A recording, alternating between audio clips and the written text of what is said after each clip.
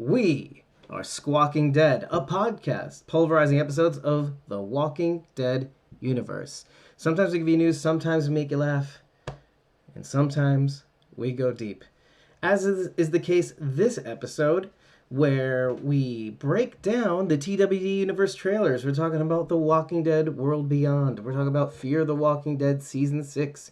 And, of course, finally, the actual final episode of Season 10, which is called, I can't remember right now, A Certain Doom. Anyway, so a couple of things, couple little bits of housekeeping. Number one, if you're not aware, we are running a charity incentive. If you have or plan on or incentivize to give $50 or more to a COVID-19 or coronavirus relief charity, please email us at giving at squawkingdead.com. That's giving at squawkingdead.com. And you will be entitled to one free item of merch in our merch store, which you can get to at squawkingdead.com, main menu, merch. Take a look at what we got available. I want to get it to the point to where if people have the ability to give, I want people to give. And you should be rewarded for it. Also, if you are a healthcare professional who is going into work and helping people or staying away from their families, dudettes, if you know somebody who's putting themselves out in the front lines, who's going out there and is an essential worker, tell them and have them email me at giving@squawkingdead.com. They will be entitled to a free item in the merch store as well, okay? So do it. You won't regret it. I'm trying to make it so that I'm trying to do my best in my power to hurt my wallet, first of all. I want something to show for it. But more than anything else, I want them to know that we're thinking of them all the time, and that if, it's not much, but hopefully people will try to give more, and they'll get something for it. And hopefully it will comfort people who are on the front lines. They'll get something for free. It's always nice to get something in the mail for free. Just deodorize it, before you do anything. Just letting you know, I don't know when the next episode will be that we will break down or that we will get together in an official capacity. We will be running a lot more live watches, okay? So that being said, if we do decide to do another episode or if we do another live watch, the only way you're really going to know as fast as possible is if you set up a coffee.com account. That's ko-fi.com.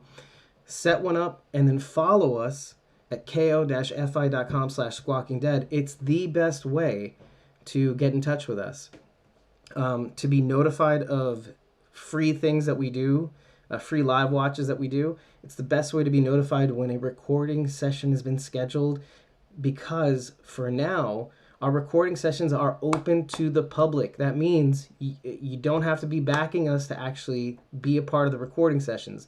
Now, if you do decide to back us, backers will have, if they give us if they buy us a one-off coffee, they will be able to receive the unedited copies of our recording sessions to be played later, or they can use the backup YouTube stream that we created when we started recording. They can actually stream it rather than download it if that's what they prefer. But they will get the unedited versions, the pre-show, the post-show, the wrap-up. Yeah, and then, exactly like Nisa said, have a drink ready, get ready to have some laughs. Whether you're a backer or not, you'll be able to join us. Now, of course, if you're not available, what's great about being a backer is if you're not available to join us during the recordings, no worry, you'll have a downloadable copy afterwards for your, offline enjoyment or online enjoyment if you decide to use the backup YouTube stream. But anyway, one last note. In the corner, right here, there's a little marquee. When you decide to buy us a coffee, what ends up happening is, if you decide to give us a coffee during this premiere of this episode, where we break down all the TWD Universe trailers, if you decide to give us a coffee, your name will be there.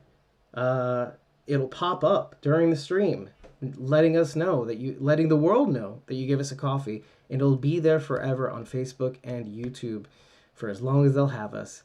Yeah, and whatever message you decide to write to us. If you say we suck, but you decided to give us a coffee, it kind of balances out. Actually, I probably still appreciate you anyway. So with that being said, and it's all been said, here is episode 96, where we break down the trailers. It features none other than CosmoMom09, Rachael Burt, OG Squawk and D Carol G, and myself, David Cameo. So, without further ado, I present to you episode 96. Get ready for some laughs.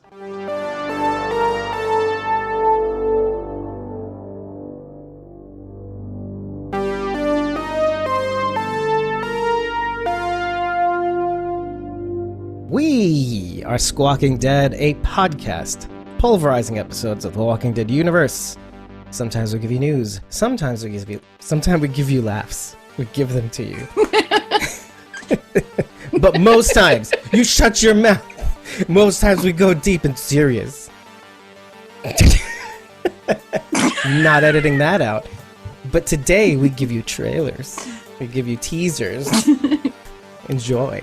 So I'm your host, David Cameo. I am joined by CosmoMom09, Rachael Burt.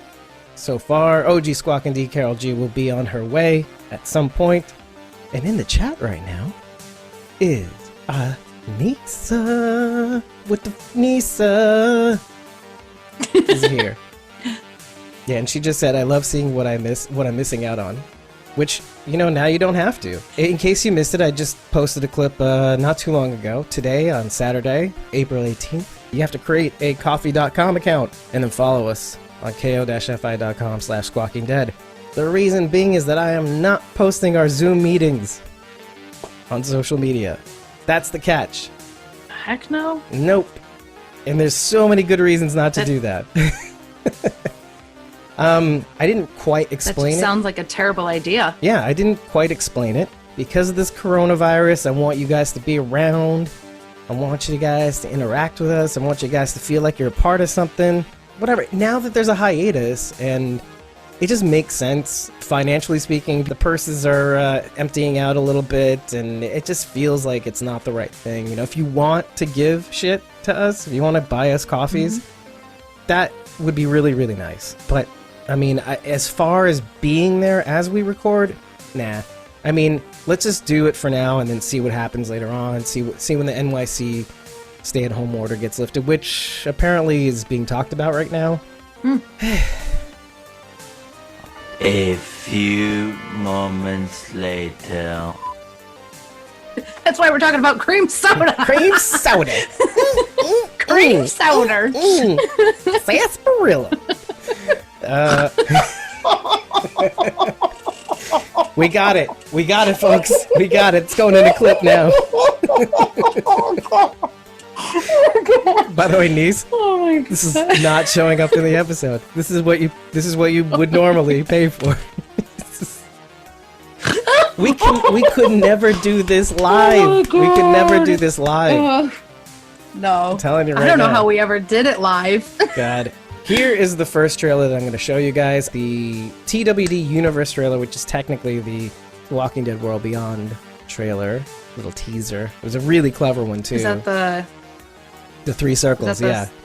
Yeah, okay. The three circles trailer. What do you have? Oh, okay. A or a B? I have a B. Have a B! Bitch, you have an A. Remember this was his season 8? And he's walking towards the junkyard, actually. And he sees the helicopter. Yeah, where he stops for a second and looks up to the sky. Yes. It's like, what the fuck is that? Well, and at that moment, everybody on the internet's like, is it real? Was it a hallucination? Like, we weren't even sure that it was real. Oh, yeah. But Carol knew it was real. Yeah. I'm going to say this out loud in the episode, not edited. Like, as much as Thorgon says, I called it, we were podcasting about that shit way before you called it. When we saw that helicopter, we were like, that's how they're going to get Rick off the show. We had that in our brain because we just gone back and forth on it. And the second it was a rumor, we're like, that helicopter is how he gets off the show. That's how he gets off the show. I mean, if you think about it, it makes logical sense. Anybody could have called it. You know what I mean? It's like it's not far that's afield. my point. Yeah. Like we knew they were going to kill Rick off. I knew that they were going to. I was like accepting the possibility as a good soldier does, but like, you know, because you have to. It's kind of like I didn't think they would. You know, what would it look like? How would it go down? And if they were going to do it, they'd have to do it really cleverly too. It's not the kind of character you kill off like Abraham was going to get killed off. So, like Dr. Denise. Someone had a theory about the A and B, that the A's were useful people, somebody they could bring into the community, and B's were more or less people who found out about the community. I always regarded... But I don't know. And it sounds weird because you'd think it would be reversed, like an A is more valuable and a B is less valuable. But an A to me sounds like as a serf kind of class. B's are more leader type classes, people who have influence, the people who can rally people. Or I mean, you could look at it the opposite way. You could be like A's kind of can walk like around like sheep, while B's they're too entrenched. You know, they don't want people that can influence people. They have enough of those already. B's are people we need to keep locked up. What did Jada's first call Gabriel? She says, "I thought you were a B." Yeah. Oh, okay. It went that way. Okay. I thought you were an A, but really you're a B. No, the other way. It went that. I thought you were a B, but it turns out you're an A. We can play the clip, but yeah. See, and that was the moment that I thought, okay, A's are more valuable, because in that moment he was standing up to her. He was, you know, trying to convince her. Like he was taking more of a leadership role in that moment, like trying to take control of the situation. So because of just that scene, I thought A's, whatever it meant, were of value. Right. But it turns out it's the exact opposite. Possibly. We really don't know. We still don't know. Rick was injured. Yeah, remember, maybe injuries have something to do with the B. Well, do you have to remember like that it was episode 8 or 6 or 5 maybe even of season 8 when Jadis has him in the container. A was on the container originally. Right. Did you know that? Yeah. So but now he's injured and he's a B. Right. Well, I don't think it's the injured part. Right. I'm not trying to. Right. The injury might not have anything to do with it, but the injury could make him less useful, which would turn him into a B. Possibly. Again, all just theories. I don't know. Though. Like, it's not clear. It's not clear what it means. I like that it's not clear. I really do. I do too. And I think it's not going to. It's not going to be as simple. I do think it's going to be less like servant class versus leader class. I think it's going to be more complicated. That's why I keep saying like people that need to be on surveillance, that are too influential, that will.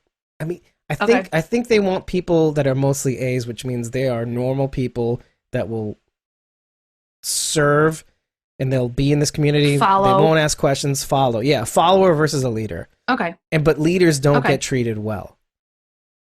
Put it that way, unless they probably go through a testing process or something like that. I don't know, because it's the CRM group. You know what I mean? It's like they live in this weird kind of exclusive society, you know, and where the sensitivity of their environment is crucial. And we're going to see more of that in World Beyond. Okay. We saw Rick was originally an A from the container. Then Jada says, "Oh, I have a B." Let's pretend. Let's pretend my theory is panning out. Could she be lying? Let's pretend for a second that my theory is correct. Okay, A's are leaders, B's are whatever, you know, maybe useful, most likely have to get rid of them.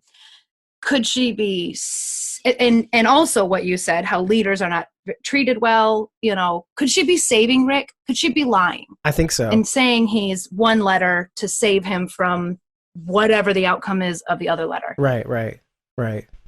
I think you may be onto something. Let's put it that way. Yeah. I'll put it that way. Yeah.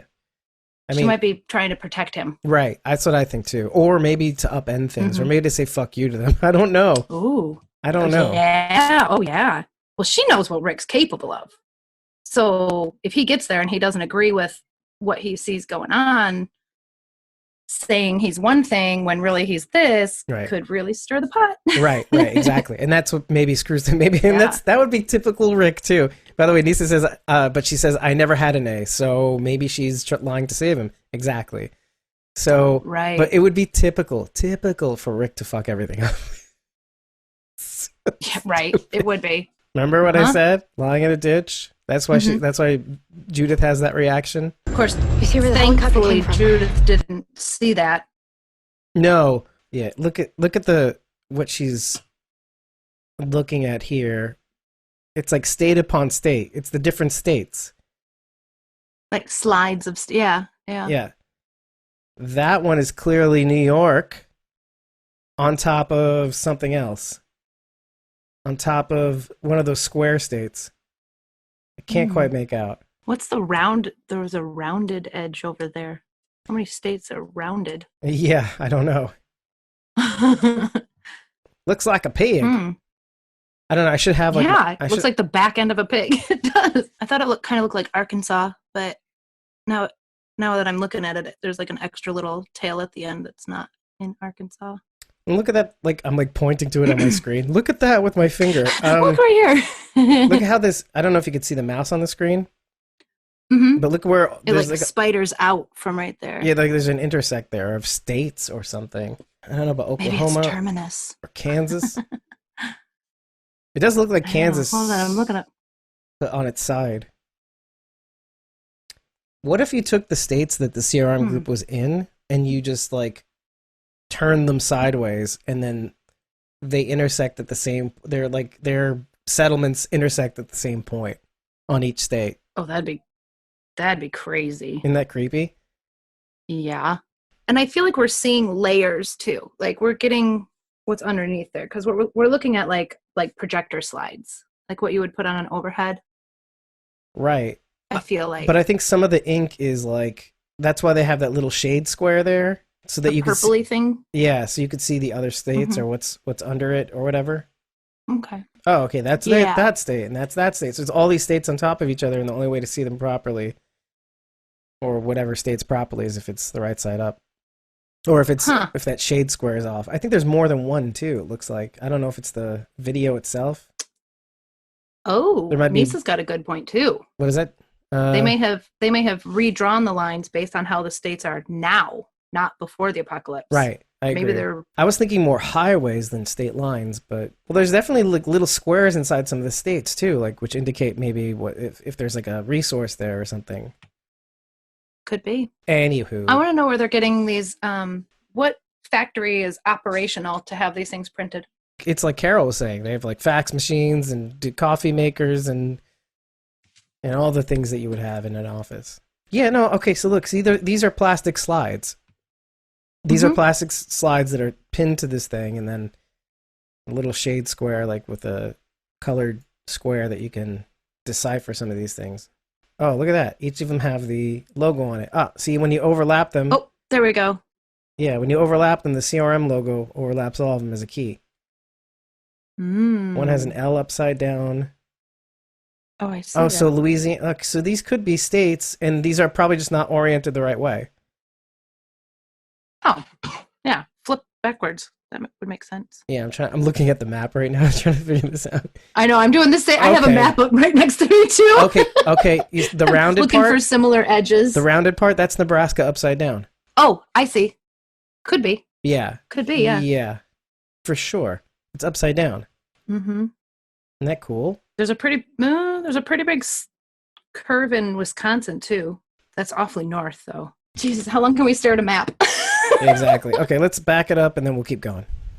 Oh yeah, and Nisa's right. Yeah, the bridge theory was like something I talked about a lot at the beginning of season 9. Yeah, it's like we lost bridges and highways with time. Yeah, Fear the Walking Dead, into the Walking Dead season 9, we were talking about bridges and stuff after the hurricane.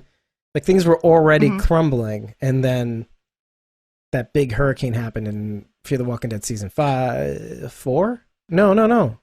No, Filthy Woman was 4. Martha was in 4. Yeah, and that's when they had the hurricane. And then leading into season 9 into season 5.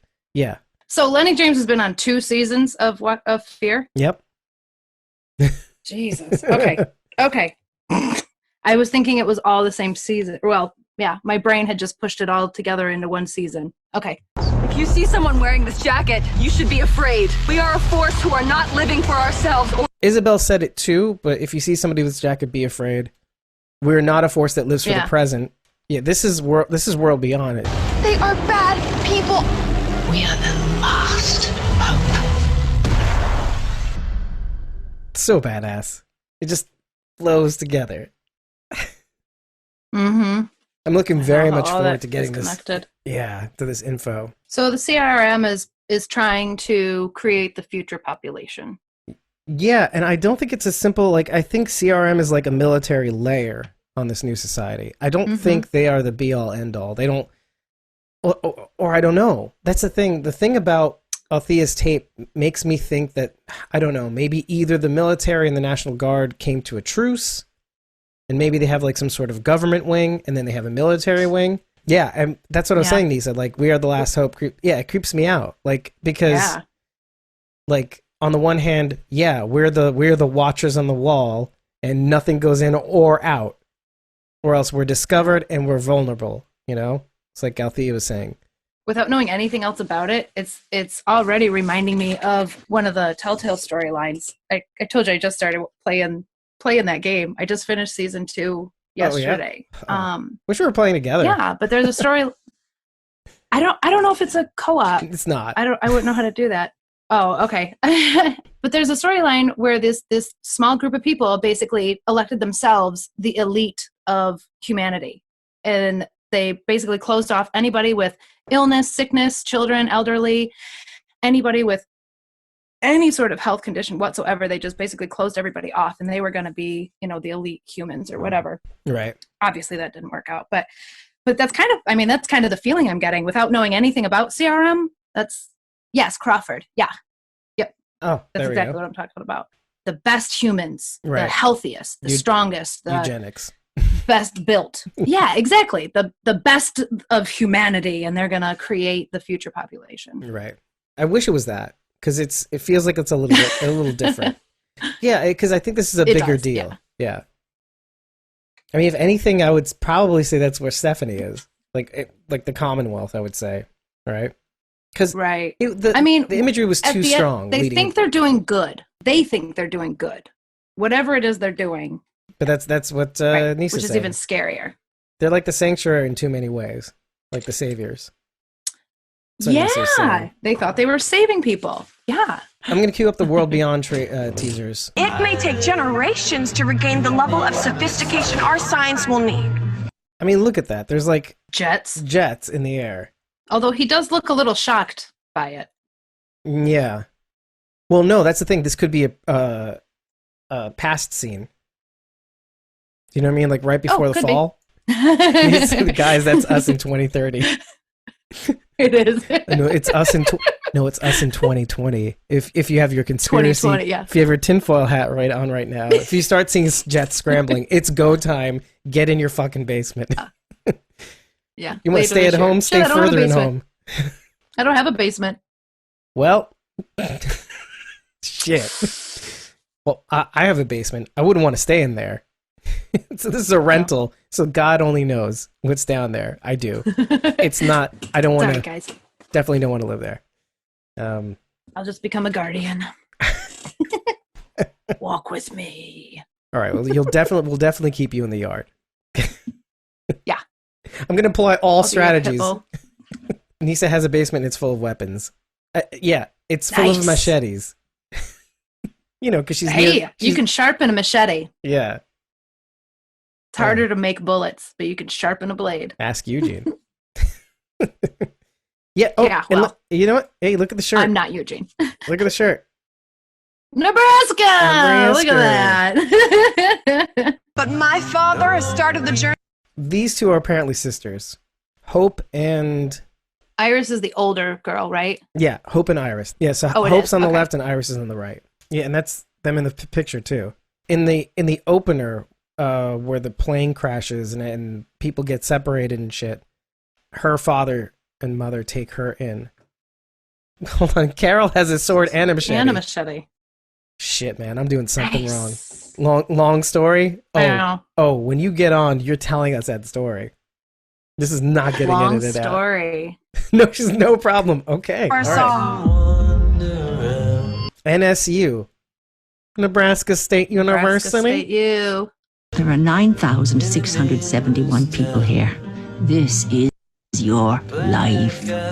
9,671. 29 shy of 9,700. So, I don't know what that means. If you count 29, maybe there are currently 29 countable survivors out in the wild. I don't know. This is what I proposed when we first saw this, and I think this was like the Comic-Con trailer. I remember at the time, Fear the Walking Dead Season 5, I proposed that there were 29 people that Virginia's people captured, that little Conestoga wagon group that they had, and so you add them up and they equal 9,700. But okay, so let's go to what they were saying. Nisa was saying if that old lady's name is Pamela, I'll freak out, and Carol's like, right? If it's Pamela, I will flip out. Yeah. You have to have seen enough to know what that means. Golden State Stingers. Okay, just keep that in your brain. The city's like 10 times bigger and cooler than this place. Yes, so there are cities. It looks like somehow they get to the doors of the school, or maybe this is a pass scene and this is the airplane. Because I'm wondering if something prompts them to leave. Well, I'm just looking at the pile of tires off to the side. Right. It doesn't look like a crash site to me. Right. It looks like a training ground of some kind. You really think the world's gonna end? You didn't want Dad to go, but he went, and now he may be in trouble. Okay, so I think Hope is saying that the world's gonna end for some reason. And like maybe like all groups go. Because it hasn't already? Right. Well, that's the thing. They've been so isolated that they don't know. They know that like the outside world has ended. But yeah, exactly. So they're like sheltered kids, like Carol's saying right now.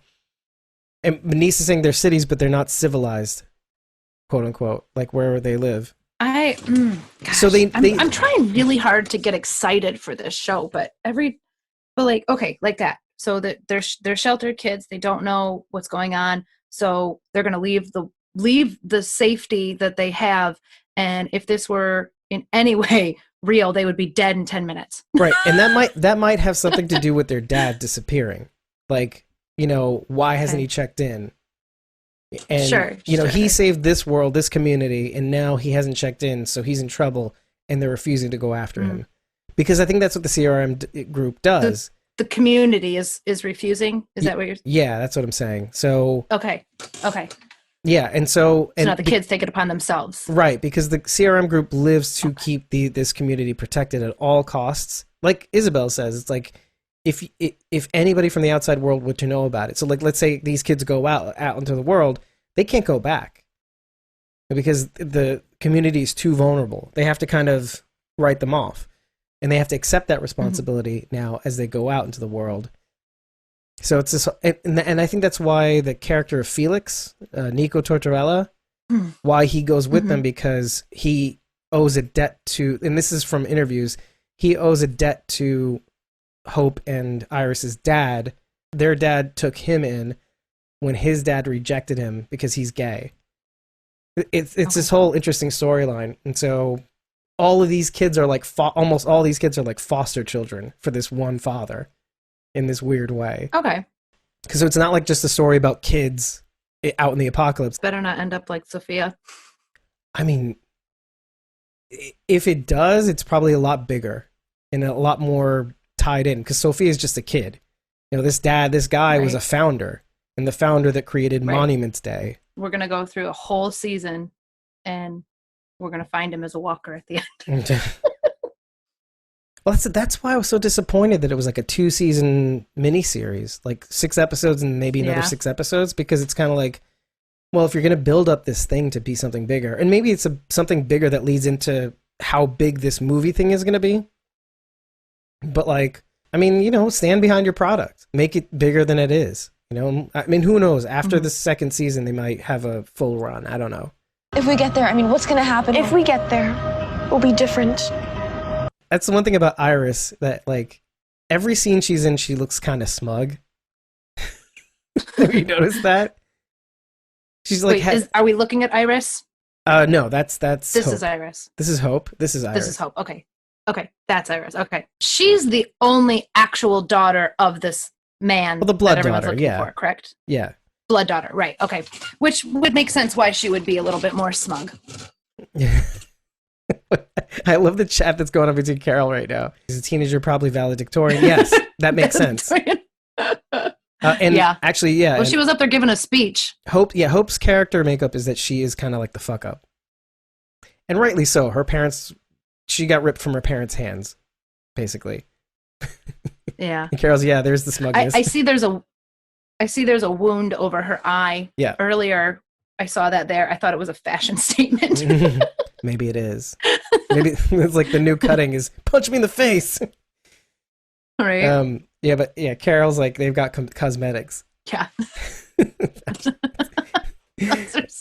Street cred. Yeah. Yeah. Oh god. Yeah, it is. The valedictorian getting her street cred. Right. What is in his hand? Yeah. I was just looking at that. I never noticed it. It looks like one of those pocket fisherman video games. Wait, oh, that? I was looking at the other thing. I was looking at the thing in his right hand. That's probably the S pole. I think they're looking for ghosts. Right? It's like one of those things that separates. And was it EKG? EPK meter? EKG. No, it's the I think it's a PK meter. Paranormal. No, the EKG is for your heart. No. It's a PKE meter. Yes, PKE meter. Yes, that's right. Oh, that's not what I was thinking of. Okay. It looks like he's holding, the pocket fisherman video game. Yeah, that's what I was talking about. But I wanted to look at what the other thing was, though. In his hand. In his other hand? Yeah, I didn't see anything in his other hand. Yeah, that's it. Okay, that looks like a sobriety medal.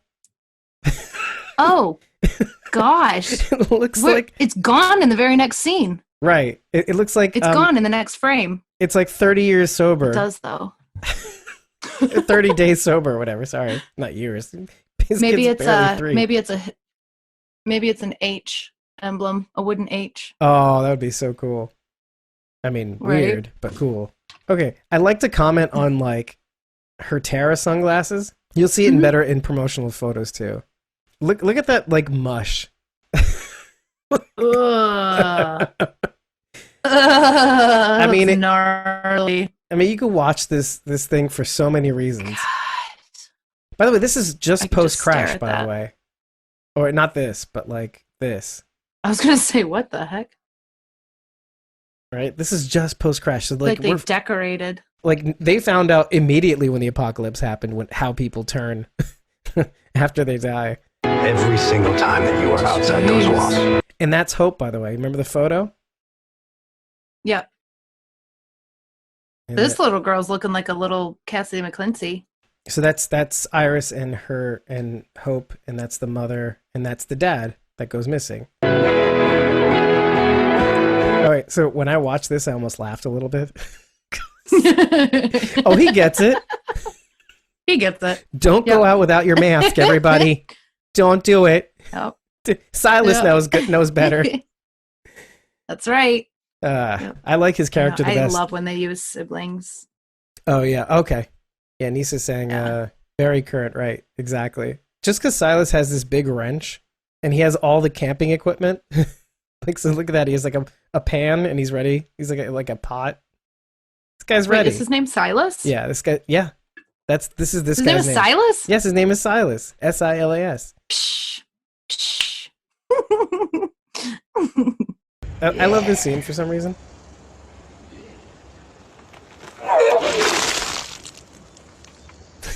That's a believable reaction. So, it probably smells horrible. That's what you get. Yeah.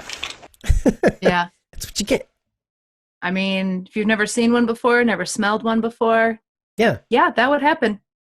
Yeah, imagine if a dead body could move. Like, think of, like, okay, a dead body, like, standing still already smells bad enough, but moving around and getting to release all these folds of putrescence. In the heat. Yeah, in the heat of the sunlight, not in a morgue where it's cool. You know what makes it way worse? A walker that's actually eaten flesh. Think about that for a minute.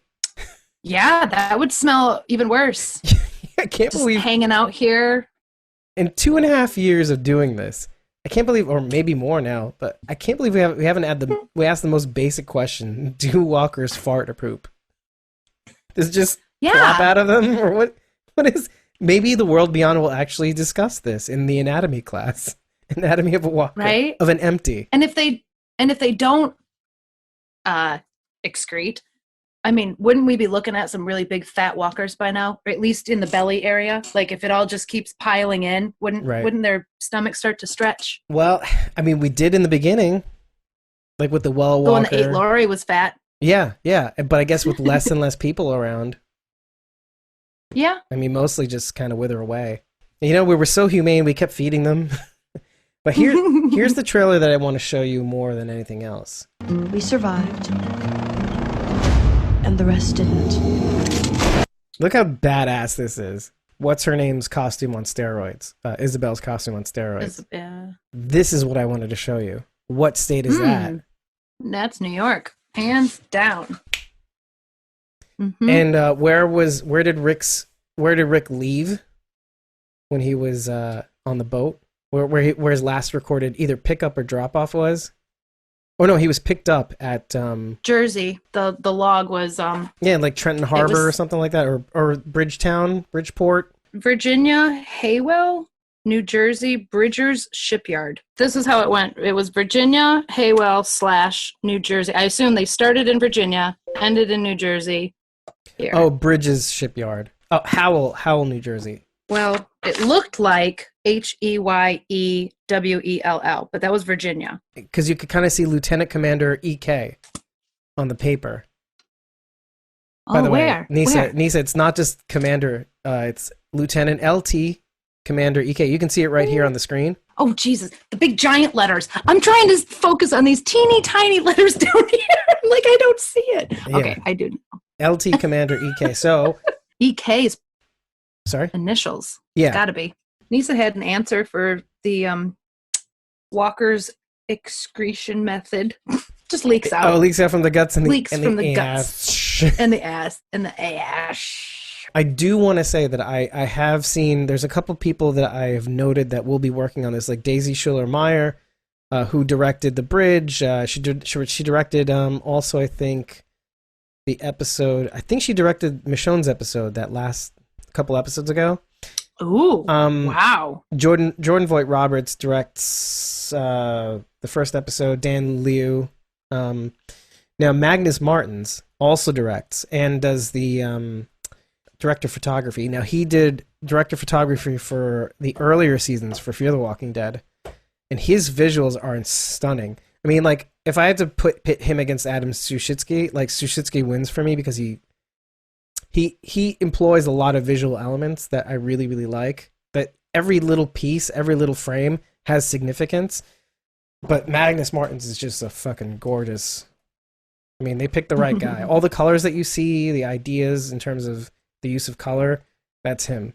That's awesome. I know. I'm really excited for the color, all the pretty colors, bright colors. Yeah. Splashes of it anyway. But see, that's the thing. We only find out that Michonne, that the Michonne's episode a couple of episodes ago. So this frame here almost has no significance until just now, which is why it's funny. You get this earlier on than Michonne's episode with finding out where Rick might have been. Going across. That looks cool. I just gotta say, like where she was hiding. Yeah, where she's sneaking onto. I don't know where she is, what she's on. This little billboard here. There's a 1080p version of this. Even in 1080p, I can't make it out. It looks like dolphin something. It looks like some sort of Florida sign, but then there's like a seal or otter on it. Florida Keys in particular. So that's why I thought maybe Florida Keys. Oh. Why would they take the route? They would go roundabout to go north? Because they're clearly going to New York. Or unless they saw something they shouldn't have, and maybe that's not where they're going, but... Where are they starting? Great Lakes. They in Virginia? They're not in Virginia? They could be going towards the Great Lakes. No, they're in Nebraska. Remember? Oh, that's right. Yeah. They're filming in Virginia. There's no reason they would need to go all the way down to Florida. Right. Well, that's probably why I had Virginia on the mind. There's no way they'd go all the way down to Florida to go back up to... I mean, more likely they're going to be in Michigan. Yeah, it's a Great Lakes area. Right. If they took that route, the northern route, maybe. Yeah. Look how deep. That'd be cool. I like when shows and movies take place in my state. It could look like a penguin. I don't know. Blaze of glory, right, guys? Yeah. So I was trying to figure out what he was saying there, because it's usually sic transit gloria, like glory fades. But he says he says transit gloria. Transit gloria? Yeah. That's what he says? The full quote is sic transit gloria mundi. Is that English? Yeah, it's Latin. Thus passes okay, thank you. Yeah.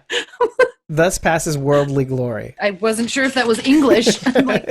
Technically, it was pre-English. Yeah. English before English. Okay. All right. Yeah, so it's like glory fades. Okay. Whatever, glory fades. Oh, yikes. So this is the bookish nerd of the show. The junkie janker. Nicholas Cantu. Got it. No, I'm the fastest Googler in the West.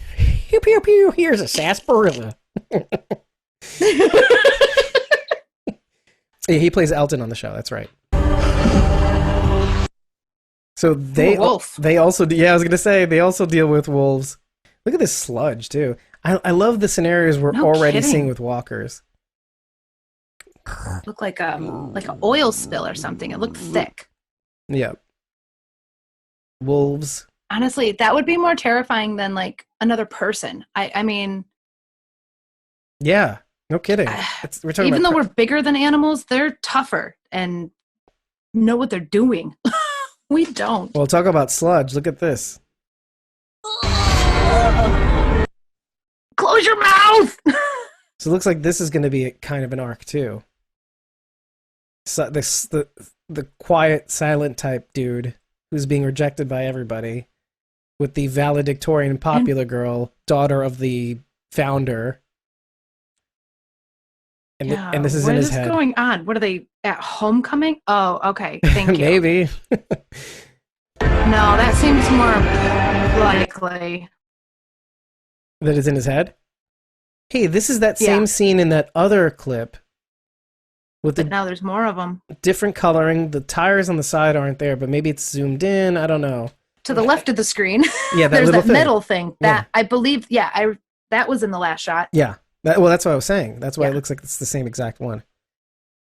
Yeah. Who said that? Nisa said I'd shit myself. I would shit myself if I saw a wolf. Yeah. What's the thing about this? I would too. I feel like kids are more honest or in the moment. But that's the thing that really kills me about like kids. Like the whole thing is that they grew up with this premise that you are not living for the present. So try driving that into a kid's head. No, they're living in You're basically telling them that they don't matter. Like, you don't matter. Yeah. Everything we're doing is for future us. Like, you're not going to be a part of that, but yeah. What? Everything you're doing is to build a future. That's all you should be concerned about. And then like it's like telling a wolf not to be himself or herself. You know? And so like that's what I find really interesting is like you're trying to bend these kids against their natural inclination. And this is the result. It looks like he gets into a little scrippity scrap. Look at that. I'm having a come to Jesus moment right here. Everything changed. So look at this wrench thing. Nice. Right? I mean, that's what I'm looking forward to. More wrench, please. Yes. Is that real? I mean, is that a real tool? Well, for airplanes, maybe, yeah. Yeah. Okay. But where was he in Fear the Walking Dead season 5? Right? That just seems like a comic book tool. Yeah. Well, Nisa, what are you saying? You get a Nisa when you get what? Oh, when you go against your nature? Oh. Yeah. Uh-oh. Yeah. Uh-oh. The end of the world was our beginning. Now we're going to get to the Fear the Walking Dead trailer. This is the one that I need to pick apart relentlessly. This is the show we actually have a past on. And possibly a future. Ooh. Okay, it starts out with Morgan shot as it should by the church. Yeah, you'd hope, right? Church bell. Oh boy. And the church I've heard bell. missed stuff. Everything kind of links into the same frame. Look at that. So the keys. Oh, there we go. Where do you see the keys? On that flag. in the next. Yes, there we go. In the next frame, keys on the flag. Oh, and you see that's the same church she walks by with the bell in it. Oh, that's cool. Okay, they're kind of flowing into to give you geography of this town. I mean, I'll play it through, but I think maybe we should just go frame by frame for now. Okay. Oh, it's just one key. My bad. Okay, so here's the key person, and they are with... And, okay, so apparently, Victor's shenanigans didn't get him very far. Yeah, no kidding. Victor Strand. And Alicia and he are in handcuffs. Victoring. Yeah. And, okay, wait. Lisa says Morgan's fine because he's a Jedi. No, Morgan doesn't die. Yep. Morgan's eternal. Morgan doesn't die. So this is apparently one of Virginia's settlements, I guess.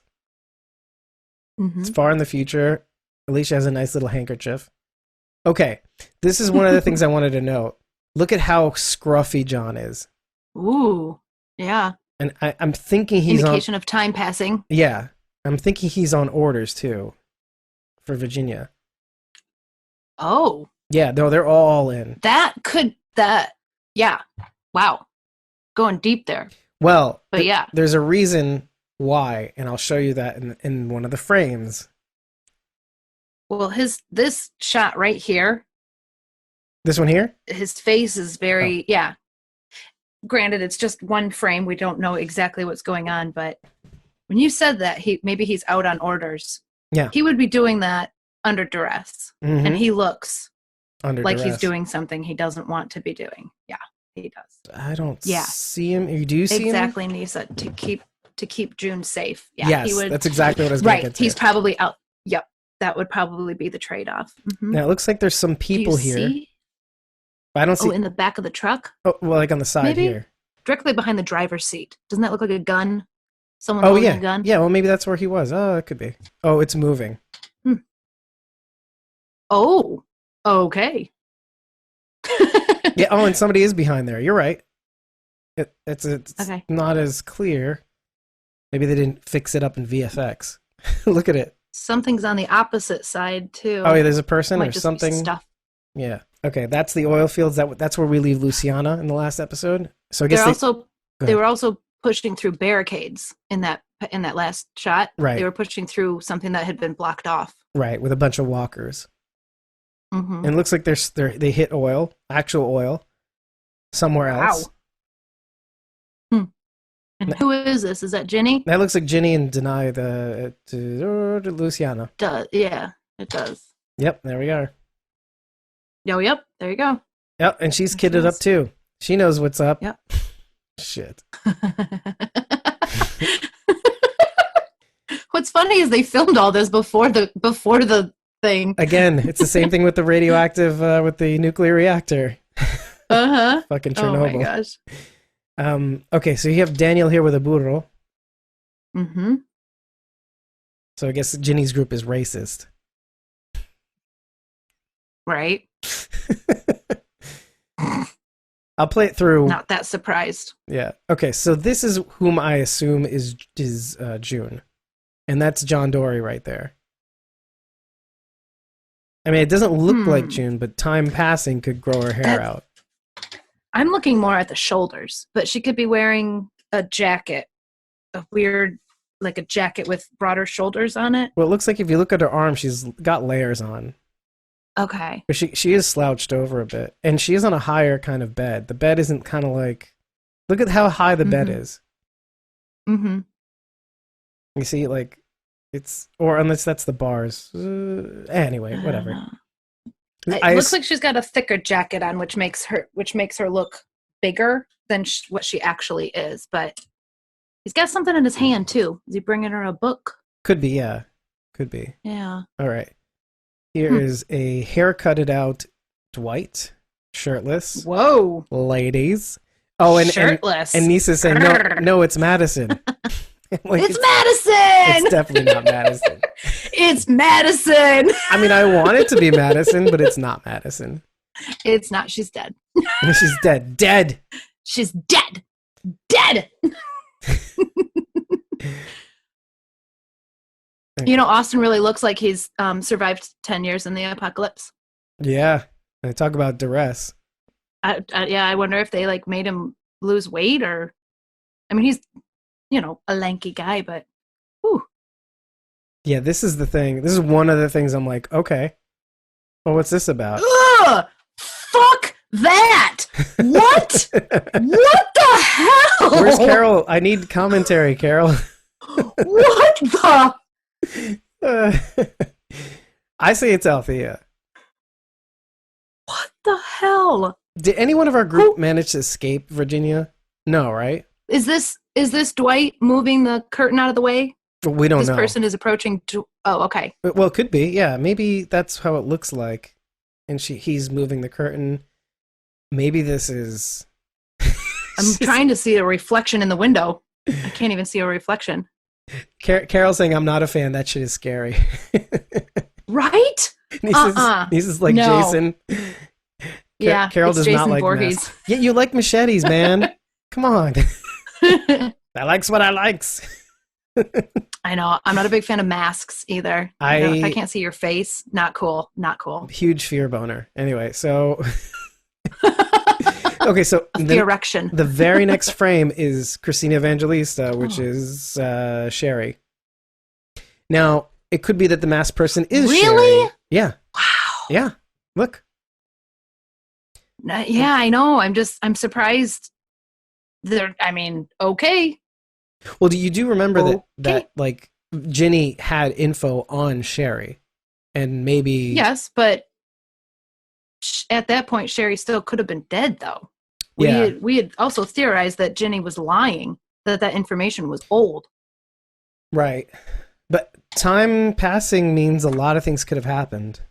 And them gaining influence on the region, a region which was, as we had noted, like in season 4 and season 5, that was barren. Like, barren of resources, barren of people for the most part. Wide open, Southwest region. I'm just surprised that they're like showing us Sherry. Oh, they showed the why not tease it a little bit more? Well, the thing is that they let the cat out of the bag way early when they showed that promo photo with Dwight and Sherry, like way back. You're talking about like the beginning of season 10, or maybe even earlier. Oh, so I don't know. I remember seeing something like that, but I also remember not believing it. And he says, like, I don't believe anything. She doesn't look happy because she's actually already dead. Maybe. Oh man, that would be interesting. I hope Sherry gets a better storyline on the show than she did in the comics. That's what's really interesting about this where they're taking this whole thing, because I'd hoped that she'd be like some sort of villain. And maybe she still is, but we don't know. But it doesn't like Nisa said, she doesn't look very happy because she's dead, like Madison. Mm-hmm. Okay. Right.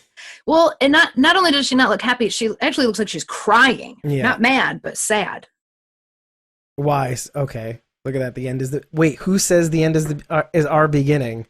The end is the beginning. Sounds like the Whispers. No, it sounds like yes, but Iris says this at the end of the World Beyond trailer. She says the world's end is our beginning. Yeah, was our beginning. And look at the caption: "We fought for the future." Morgan. Mm-hmm. Oh, this is Althea. Look, she's still on the move, or maybe it's Althea. Yeah, no, it looks like Althea. This is what was tearing me up inside. All I saw was a hand. No, look at this. I didn't see anything there. Look at this. Ew! What is that? What is that? What? Does that have horns? Yes. Are there horns? It's a walker. Okay. And now that I have time to actually look frame by frame, I thought it was like a demon. I thought it was like a demon, dude. That's exactly what it freaking looks like. I was flipping out. I'm like, what the fuck is this? I'm interested. I like it. I like it a lot. I like where they're going with this. Maybe maybe it's a person? No. Here's the thing What? Here's the thing that bugged me about. We'll watch it in motion, but like The thing that bugged me about this, it was like it walked around like a human, which made me think, oh my God, what's going on here? It's supernatural shit going on here. It's Nisa. It's Nisa me, says Rach. it's her. I wanted to tell you.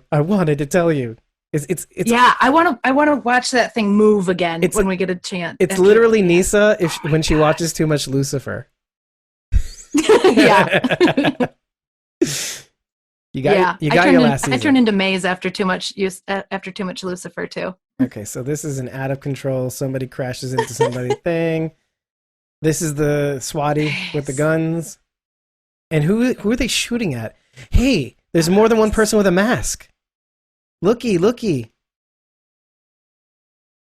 Is that That's a mask. Oh, there's a mask. Oh yeah. Maybe the masked person is Charlie. Doesn't that look like a girl? Okay. Do you see 3 people in this shot? I see only the one person. I can see 3 people. Oh, I see. There it is. The person. I see 3 people. Yeah, both in masks. Yeah, all 3 in masks. Oh, I didn't notice the one in the back here. I thought this was part of the gun. Yep. But yeah, it's 3 people. Yeah, and they're all in masks. Yep. What the heck? Oh boy, maybe it's our people though. Look. I don't know. Maybe our people, all of our people have been captured. So here they are again. One small group broke away. Well, who does that? That looks like Althea. Yeah. Who does that look like? Doesn't that look like Althea right here on the right? I think so. I mean, I can only agree to the haircut. Yeah, that's it. That's all I got. Right. And this is such a clear photo too. Man, that person in the middle though. I don't know. The 2 on the end look feminine, and the very first looks like a dude bod. Okay, the first one looks like Dwight if he got another jean jacket, like a jean cutoff jacket. See, I was thinking more like Victor's build though. Well, like Dwight's tiny. Well, look at the middle there. I don't know. She's riding it like one of the what is the Comanche Native Americans. She looks like a jockey. And here's the thing: they know to get really super. They know to get super close to SWATty.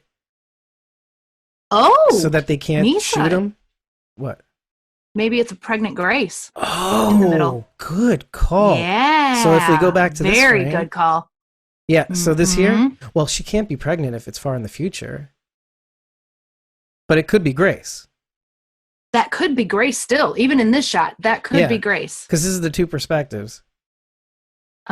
Wait, then hold up. Is this Morgan then? Could be. That could be Morgan. Althea, and Morgan, that still and Grace. could be Al. Yeah, definitely Althea. Yep. Let's just call it as we sees it. Yeah. And we could be wrong. Who gives a shit? I know, totally. It could be Colby. What's his name of the show? Wes. Oh, yeah. And it absolutely, it's got to be them because they're getting the SWAT truck back. Yeah, from whom, right? I'm trying to see who it is, but that's got to be us. Oh, some changes have been made to this thing too. I think it looks a little different. Like it's been through something. Look at how it's broken up here and all that. Okay. Looks like it was put back together. Yeah, this scene I thought was pretty gruesome and cruel. Like, look at the 2 bone legs sticking out or whatever. Yeah. And this guy's just like a puddle of goo. And then somebody stomping on beans. Look, it looks like he's bouncing on it. Anyway. Oh my god. Now the question is who is doing it? I don't know. It's hard to tell. And we do get a little shot of Alicia getting with her badass self. And Holly Curran, the one that Wes saves near the end of Fear the Walking Dead season 5. I forget. Oh, you know what I'm talking about, right? Yeah. Yes, I do. I know who you're talking about. Yep. Okay, that looks like Luciana coming up to the left, and probably either the brother or sister of the twins, or it could just be fucking Virginia. but look at the front. It's twins. The Wendell and Sarah. Oh, those twins. Yeah. Okay, sorry. But look at the front when you say twins, here. I think Georgie's twins too. Ooh. Oh, yeah. well, yeah. Nice. They're both oil drills. Nice. The top and the bottom. That's awesome. I love how this show takes these kinds of licenses. I mean, you'd have to get creative with your vehicles in in this world. Okay, it looks like Luciana takes a chance and blows up the oil field, maybe. And the whole thing goes on fire. That looks, by the way, I always wondered if you could do that. If something like that could happen. Like, okay, what happens if you just light a match near one of these oil wells?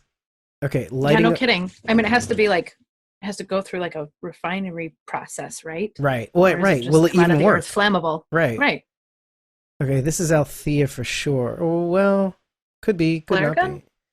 Yeah. Oh yeah. But they could be just cutting up two different scenes. I don't see a light on it. Oh, yeah, no, you do see a light on her chest.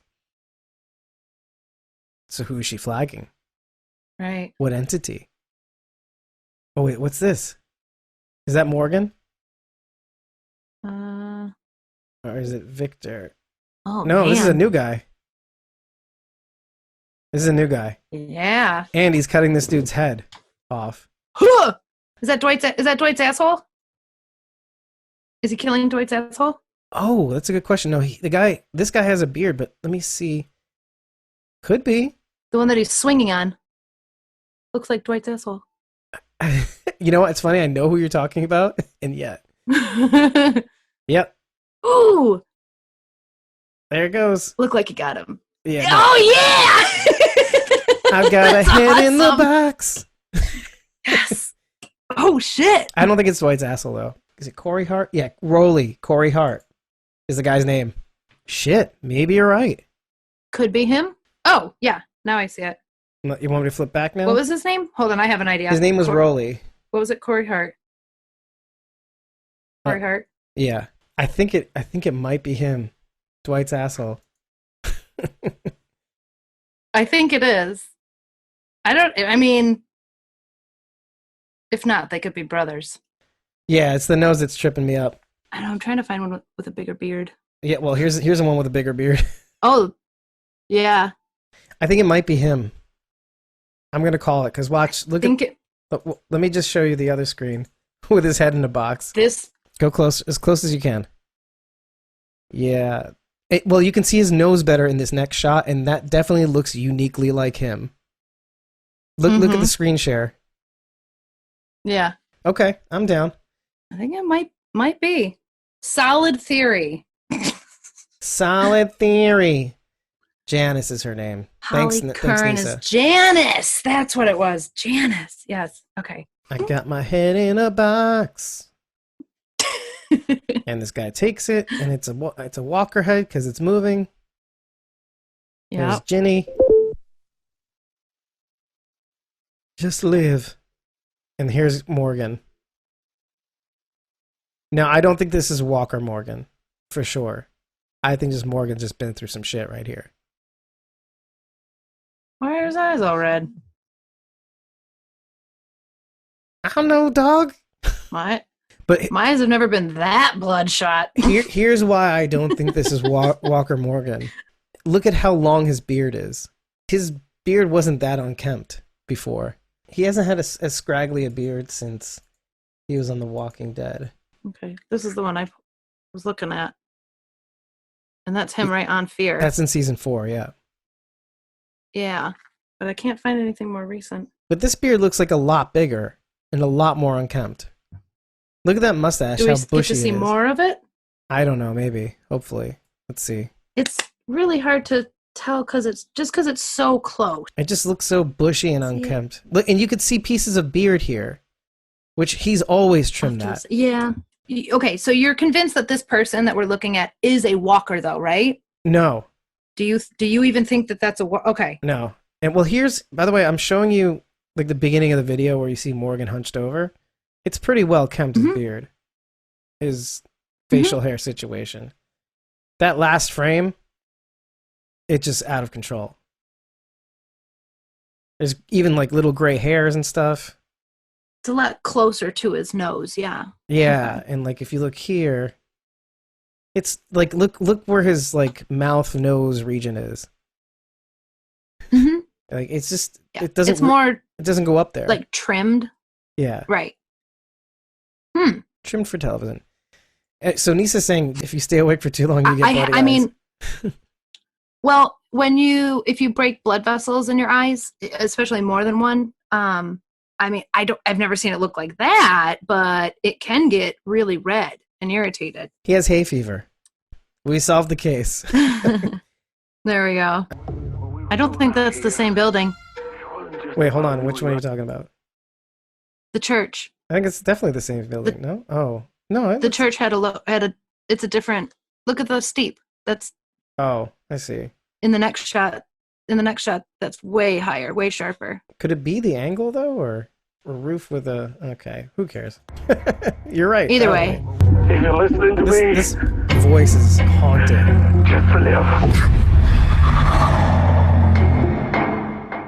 Yeah, his voice here is so haunting. It's like heartbreaking. Oh man. But that's what makes me so interested. Okay, yeah. We're doing the Walking Dead trailers. Carol, you come on, you fangirl. Did somebody call my name? That was crazy. So the walker with the antlers kind of reminded me of what Princess was doing, how she was setting them up. Maybe somebody just jammed some antlers in a walker to be funny. Yeah. Maybe it's Princess. Maybe. I mean, if I'm thinking like Michonne and I have walkers, my pet walkers, to mask the smell and protect me or whatever, I would even go so far as to make them look as gnarly as possible. Not only to keep the walkers away, because that, just having them around does that, but to keep people away too.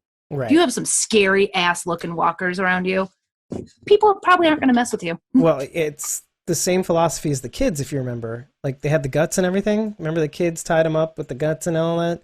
Oh, keep yeah. People away? Yep. Mm-hmm. So it could be their work. Yep. They could have done like more though. Like I like the idea of the antlers, or like Winslow. The walker with Winslow. Thank you. Yeah, Winslow. Yeah. Like old school Winslow with antlers on. Right? Yeah. Yeah, that's pretty cool. Like that's really scary. That's like see, imagine watching this for the first time, not being able to see everything frame by frame. I thought it was a demon from hell. Yeah. I would. Yeah, I did too. Like I'm like literally. I was like when I tweeted it out, I'm like Nisa, Wild West Winslow. That's right. WWW. But no, when I tweeted it out the first time and it came on my screen when we were watching episode 15 or 15, yeah, because it was the last one. I'm like, what am I watching? What is this? It looks like so occult and dark. So I'm like, and with the masks and everything, there's like these elements of horror. Mm-hmm. And the head in a box. Oh my gosh. Which is all sorts of weird because the guy that does it, I guess maybe Rolly. He's obviously sending a message to someone. Yeah, and to whom, you don't right? you don't do that if you're not sending a message, right? But to who? Maybe Luciana. Maybe she employs who's the guy that Matt Frewer plays? It's right there. Logan, yes, thank you. Let me see. But Logan and so Mia, all his crew. Uh-huh. Maybe they all sided with Luciana in this whole thing. Maybe there's something going on with them, and you're supposed to keep drilling for oil for us, and then she says no, and blah. I don't know. Who knows? Who knows? Yeah. But yeah, definitely part of a bigger plot. We don't even know who this guy is. I mean, he could bring an entirely new storyline. Well, he looks like one of the settlers, the hat and everything, and the you can just look right now. He does. That's true. He does. He did look like a settler.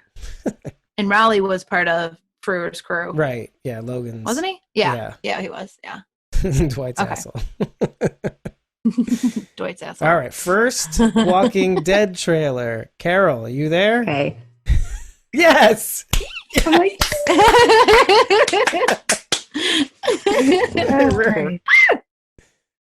Yes. I had to say that loud enough. That was good though. There we go. All right. You ready? I was born ready. Tostones is over. All right. So I'm going to do the shorter trailer first. the next on the Walking Dead trailer. This is the only trailer I've actually seen. So whatever you want. Well, here's your on death's door, Father Gabriel, with some kingdom armor here on the coming in hot. Doesn't it look like Herschel in the background? Oh, that's sad. That's really sad. Okay, that's Jules. There's Luke with Guts with Guts raincoats, locking Judith They're playing in. the Guts trick. Yep. We were wondering where that trick went. Looks like Carol's in it too. Mm-hmm. Guts ponchos. Yes. More practical. Just do it. Okay, we're going. Okay, bicycles, noting. You can hang out there. Okay. All right, let's go back. I'm kidding. I was just enjoying the view. That's all. Okay, looks like they're all biking towards, like, with determination. And you get the little spear action with Princess. Huh? You like that? You get a good look at it? Eugene looks like he's having a rough time. He got stuck with the princess bike. No, I'm kidding. He's got the flower basket on the front. Exactly. Banana seat. I thought it was a good choice. Mm-hmm. You got Yumiko Super here. practical at the time. He looks a little let down. I don't know. He looks worried. Looks like they're trying to break through. He does look miserable, Nisa. Yeah. Yes, he does. Oh, look at that. There's Rachel Ward, Oceanside. Oh, yeah. Big Rachel. Big Rachel. Okay, so we got Kelly. Oh, with a Whisperer mask. Yes. And Guts. So not everybody has. No, okay. I don't know if I pointed this out, but when Daryl is in the ditch, I feel like I didn't. When he's in the ditch, not only does he pick up the bolt from the walker he shot in the head with Judith, he picks up a Whisperer mask as well from her. You if you're not eagle-eyed enough, you would have missed it. I did not say this in the last episode, and I did write it down in my notes. He even looks at it for a half a second. Yeah. Well, yeah. But in the next frame, you see him actually pick it up. Right. And this is I what... thought he picked it up and looked at it for a second. Okay. Oh, no. Yeah, no, he took it with him and put it right into his bag. Right. So that's what Kelly's putting on right now. So Kelly's on a super secret mission of some kind. Probably to find Connie. Oh, is that your boy, Jimmy? Kelly's the one putting on the Whisperer mask right here. I can't even see I'm not looking at a mask. I guess I can't. I don't see okay, this is Kelly putting the mask on. And this here? Right. The very next one. Do you see this? Now someone's going out the door. Yeah, that's what I think. But I don't see a... Oh, okay. I don't know if you can make it out. I don't see a face. Okay. I just can't see a face. Okay, they're walking past Jules. I see a head shape, but I don't know where the... Okay. They're walking past Jules and Luke. Mm-hmm. Luke, okay. And... They really should have blood and guts on their face. Yeah, they should. I guess it's sufficient. Okay. Or at least a mask with blood and guts on it. I mean... Okay, Gabriel's taking the initiative here, shooting at the door. It looks like Aaron shooting at the door. Yeah, you know. Okay, yes. This scene. With Aaron? There's a Whisperer. Do you see the Whisperer running up from behind? Yes. Okay. That's all you wanted to say? Yep, that's all I wanted to say. Oh! Hold up. You may be onto something. Kelly? Because it looks like she has a poncho. No, I don't think it is. Hold on a second. Oh, it could be. Well, what I noticed was this Whisperer running up behind them. Aaron takes out a Whisperer. Alden takes out a Whisperer. And then they both kind of go, oh. But nobody does anything about that one running up behind. So it could be Kelly. Well, there's a more extended one. I might be wrong about like it being Kelly. I don't know. The 2.5 minute long one. Yeah, I don't know. We'll see. Yeah, that one. You can see that scene a little bit better. Our plan is the same. 4 groups, 2 in each. 4 groups, 2 of each. This sounds like the beginning of the season. Like, remember the 4 quadrants that Gabe tells them to cover? 2 of each. Wait, it's the same plan at the tower. Okay. Now, I think he's saying begin. And a lot of people are saying Negan. I'm like, I think it's begin. I think it's also begin. I think it's begin. Why would he give a shit about Negan? Because he took out the alpha. And he doesn't recognize himself as the alpha. I just like how freaky this is. He says begin, and then they just turn towards the building. Right. Yeah. It's too late. Okay, so you're saying that the extended trailer focused more on Gabriel? Why is that? Yeah, though? it felt like it really kind of revolved around him. Well, my theory is that yes, exactly. Yeah, my theory is that Gabe's getting more screen time because he's about to have none. Yeah. That's the best way to say it. Shut up. Sorry. Yes. Sorry. No more hot preacher. No. I love how Nisa puts it. Gabe's getting Gabe's death. Yeah. Gabe's getting Gabe's death. Yep. Exactly. Oh boy. Exactly. Although, I mean, it's a very epic death. There's some things that it's just to deviate from it. It's like Glenn. They didn't deviate Glenn because they're like, you know what? This has to happen the way it has to happen. And it just is what it is. You know, Gabe's death. I'm like, that has to happen. It's got to happen. Yep. Yeah. I mean, I don't know. I don't agree. I understand maybe. Where you're coming from. I understand too. Now, I mean, it's like Negan killing Alpha. In a way, we could have, even though the spawn of that was like Carol. Carol initiated that, made it possible for Negan to do that. She was the puppet master behind it. Right. However, that they stuck to the comic on that one. Yes. That was a good move. Really it was a good move. It was a good move. Mm-hmm. It was well done to tie Carol into it, but still having it be Negan the one who does it. Yeah. So you satisfied both people in a weird way. Exactly. Yeah. Okay. So this one. Is this the extended? Yeah. There's Jerry. Yep. They're blacking out the windows here. Yeah. Yeah. I wanted to know who that was walking down the hall away from Gabe. Who is that? He looked fine. That coming out of the room right there. He's definitely ex-Kingdom, or I guess, I don't know. That guy, yeah. It could be this dude that's called... He was just marching with purpose. Yeah, it could be that dude. There's a guy named Beast Fitchness who's like also a background actor. Look him up on Instagram. That might be him. Because he's got a big beard too. Yeah. Yeah, if you look at the side of his face... here... Wait, it's coming. Right here. See, okay. There's like a little bit of beard on him too, so it could be him. A little bit, yeah. Okay, anyway. He grabbed my focus right away when I was watching this because he just. Oh, got to take care of that window, Gaby. Yeah. Right. I have to say, the Whisperers theme music is scary as hell. When are they going to come out with like a volume 2 of the original score? I don't think they have yet. Because the Whisperer score is creepy as hell. And Beta's theme is even better. Like when the graveyard scene, they knocked it up like several. Oh, yeah. Yes, they did. They when he came out of the grave, like all Jason style. Yeah. That was so awesome. I was like, oh God. I was so freaked out. I was like, oh God. Nightmare on Beta Street. I've never been so excited about a bad guy. I was excited, but I was like terrified. I was like, oh Jesus, this is going to be bad. It's like you go, oh yeah, oh no. Right. Yes. Yeah. Nightmare on Beta Street. That's Nisa what Nisa says. said. Yeah. Listen, that was Rosita's nightmare come to life. Right. I think it's everybody's nightmare come to life. Yeah. Let's be real here. Except me. It'd be my dream. Yes, Guardian, 100%. I'm with you.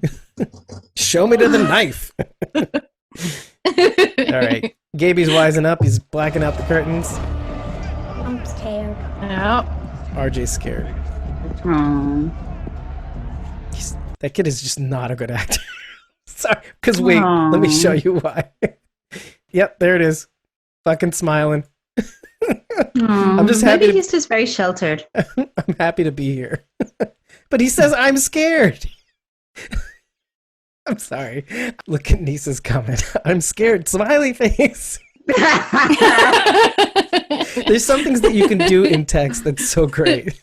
Yeah. That was how I felt when I met Ryan Hurst. I'm so scared. I'm so scared. Wait, I'm so scared. It's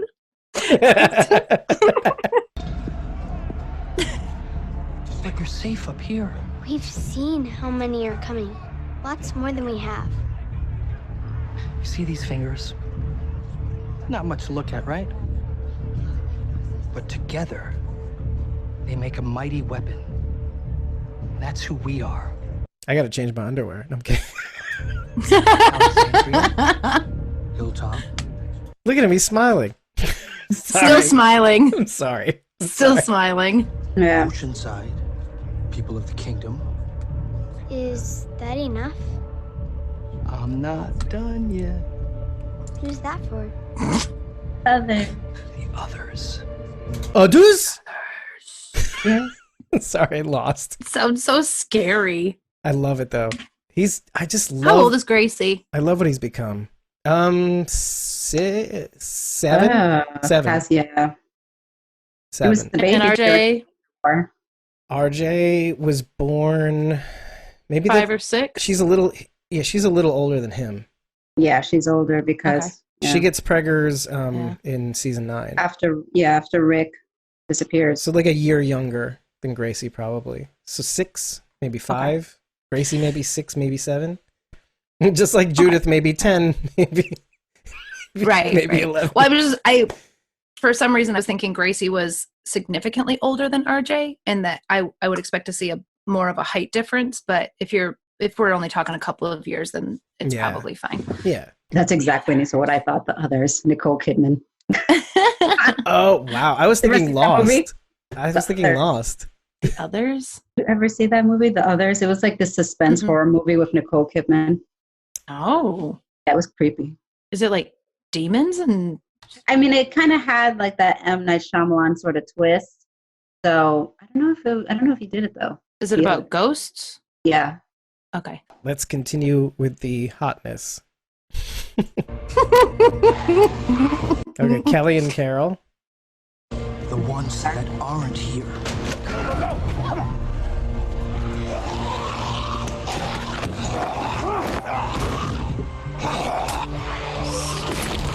The dream team.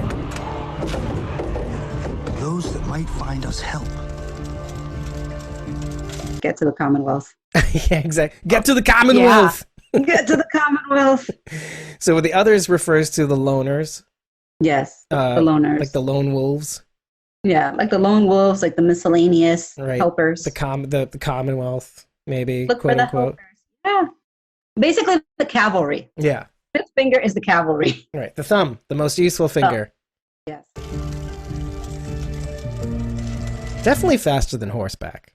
Right? Definitely faster than horseback. Because you're like they're not galloping on those horses.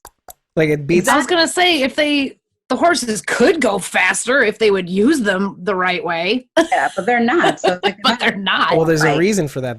Their legs could break under because they're clippity clopping on concrete. So I know. You know the shock. Well, and the faster they run, the louder they'd be too. So there's that. That's also a good point. And on clippity clop. Better. Yeah. Bikes are better bet. Mm-hmm. Although they could just run through the fields, right? Stay off the roads. Yeah, but that has more. That's more perilous. Traps, all that shit. Well, like the shoulder of the road. I don't. That isn't even. Have you ever tried to run your car over the shoulder? I know, because that's how I get all these flat tires. I used to be like, I remember this one year I had 3 flat tires in 1 year, 3 punctures, because like I would be like all slick and try to avoid okay. Carol, you're a New Yorker. If you've ever driven or been in a car where somebody drives, they do that little move where they kind of avoid the manholes. Yes. Yeah. Just because, who needs the extra, rattling of the car? And you have to change the suspension and all that stuff. Yeah, I would do that. You get closer to the end, and the end has these other things called like nails and all this stuff. So every single fucking time.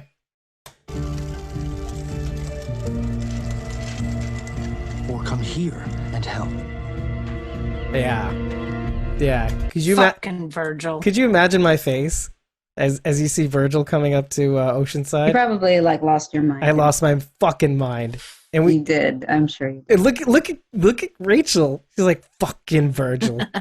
With his fucking face. Virgil. What lies are is he gonna spin in order to no, but he has a newsboy get back in hat. Oceanside's good graces.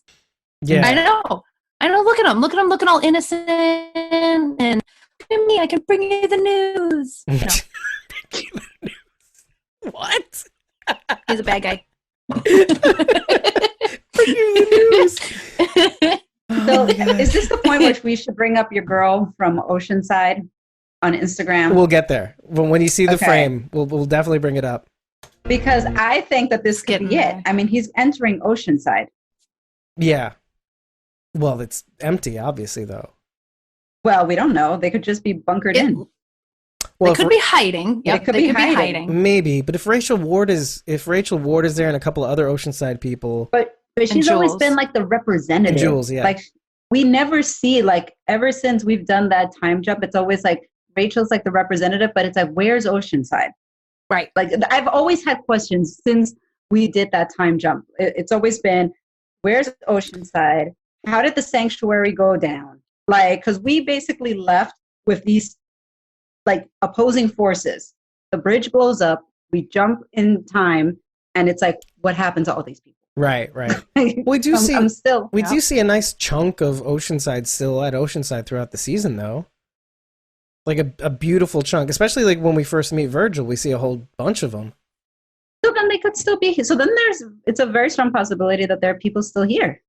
Maybe, but I think the whole plan was to get the Whisperers near the water for some reason, or to get them to go to Oceanside. Same thing with Alexandria. Alexandria was empty. I think they meant to have Oceanside empty, and then set something up at the tower to bring them all down. But maybe we'll get. So that's the thing. Maybe we'll get more of what that plan, quote unquote, was in the last episode, like what it was supposed to be versus what it is now, what it has to be now. Yeah. And now that Virgil's here, okay. So what does that mean if Virgil's here? Like, is somebody going to have to rescue him? Like, what's going to happen to him now? Is he going to rescue? Maybe he's like, okay, redemption arc. Maybe this is his way of repaying Michonne for, like, fucking her up for a little while. and then Nisa just comes in from the rear. Let him die. There you go. But if he's the key to saving our group, though, maybe not. Mm-hmm. Nisa, he's probably got a whole fistful of gypsum weed in his pocket, I'm sure. Hey man, you know what? If he's the party, I'm definitely inviting him. Like after this is all said and done, like if he's got the shrooms, he's got the. Oh man, what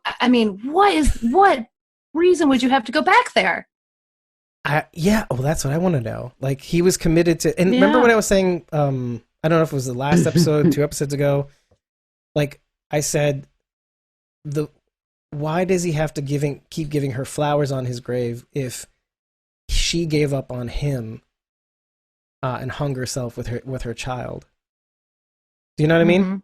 So, like, I think he realizes that eventually. It's like, hold on, she gave up on me, so time to pay it forward or something.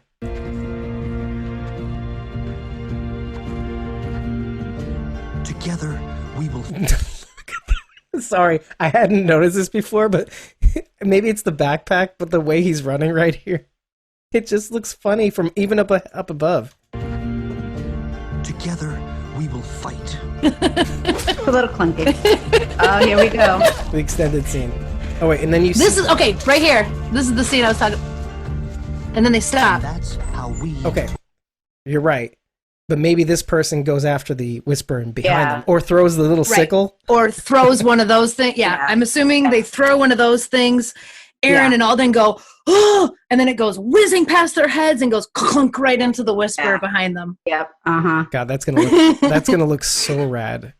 We have to go through this, Rachel, because you before earlier on today, you were like mad. Now explain to the. By the way, this is on the heels of what I was saying the fan reaction was when they saw the trailer. Like I mentioned, they did not like this Lauren Cohan return, this Maggie return. But you explain it from your point of view. Yeah. Okay. It's not that I'm not excited for Lauren Cohen coming back. I am excited for that. I think I never thought she should have left. What made me mad about this scene is that the first thing, I don't know, maybe we should watch it first, but the first thing she sees is a letter from, I don't even know who, maybe Yumiko? Because she's telling Maggie about Jesus, Tara, and Enid's death.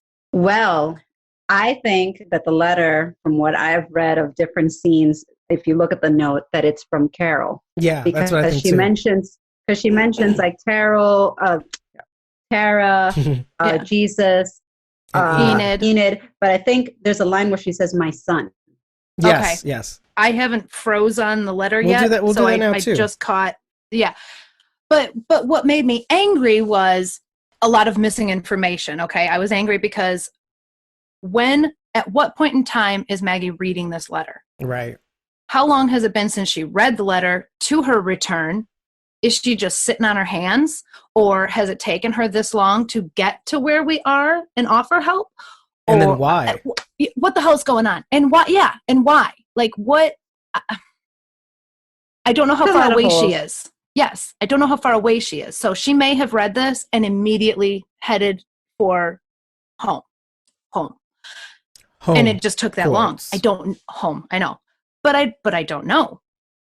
It looks as if she's like reading this letter and is just going to like fold it back up and put it back under the ground and go on with her life. Like that's the impression I'm getting. Really? That's the impression you got? Yeah. I mean, that's where my anger's coming from. That's just how I'm feeling watching this scene. Now, I don't know that that's true.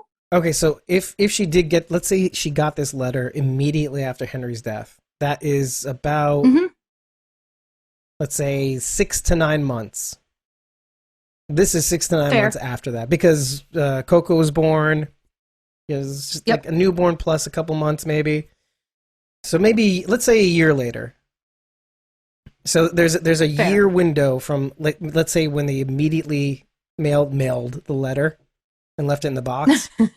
So there's a year possibility of when she received this and could have done something about it. Or maybe this is now. Maybe this was the soonest she could get to it.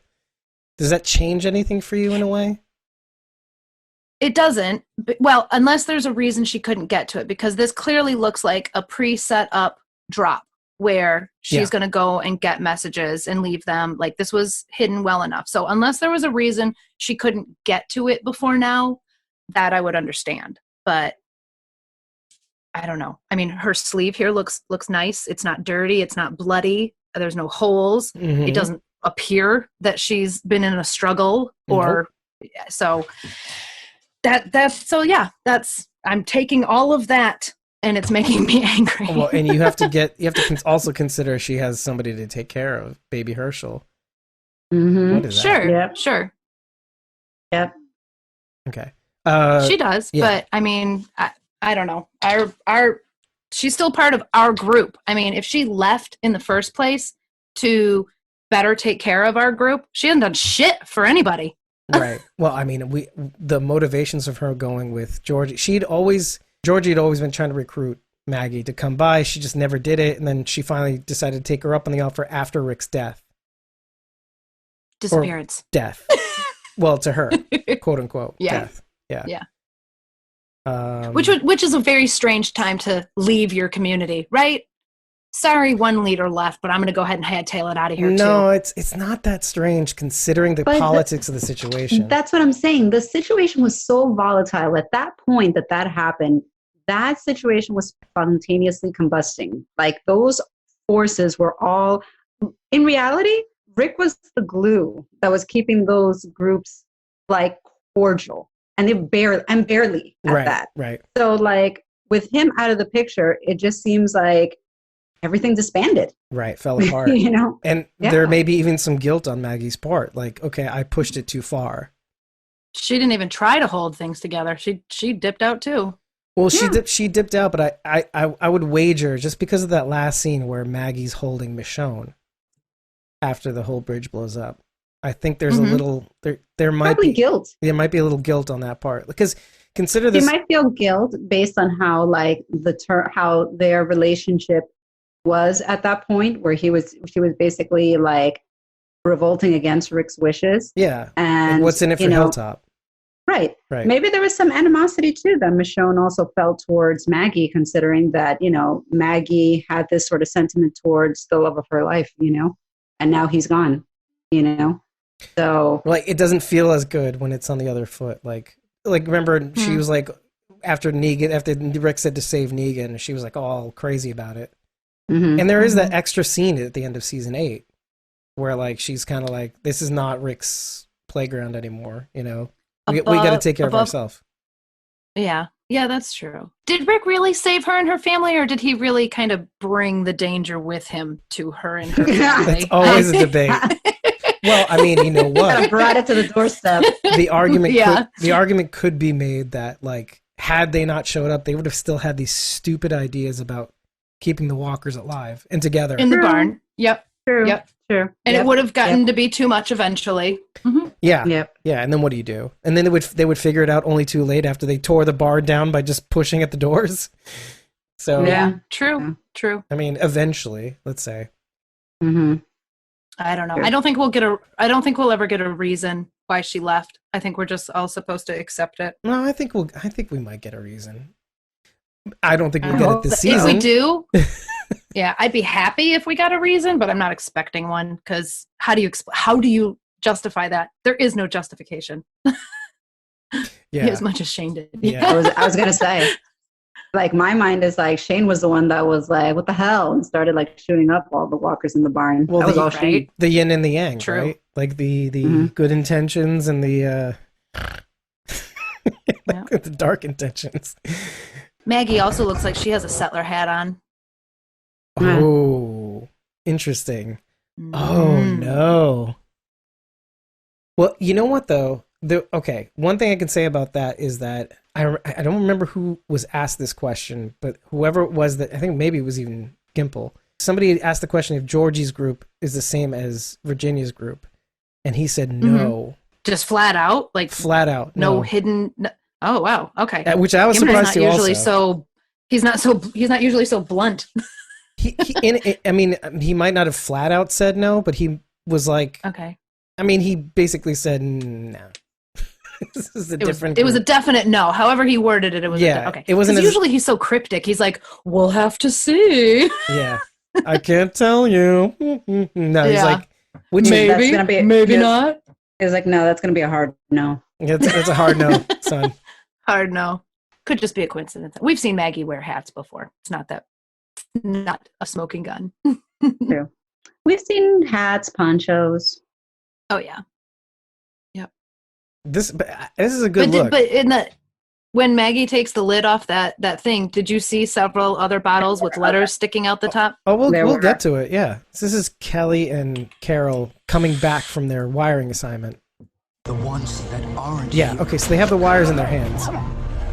Daryl and Judith are getting back from their outing, their permanent outing. I can see the bandage on Kelly's neck, just super quick, but it is there. Yeah. Well, here, let me focus in on it. Because she turns away really quick. Okay, no, it was in the beginning. When she comes in through the door, you can catch a glimpse of it. You can catch it here too, but here. Yep, there too. And when she's coming through the door, just for a split second. It might even be blurry, but you can tell there's a bandage there. Yeah, there it is. Right there. Yep. Better not be a bite. I want to see what's under that damn bandage. I love Princess's look here, because it looks a lot like the comic stills we it does, right? And her hair is teased out. My girl, I love it. Love her. I know you do. Great. Love it. Love her so much. Yes. Oh, you have the cover? Yes. There you go. Bring it in a lot closer if you can. With light. Hold on. It'll adjust the light. She's perfect. She's so perfect. Yep. There she is. There's her gun or her spear. Yep. She's awesome. See perfect. Absolutely perfect. Even the hair. The hair Everything. too.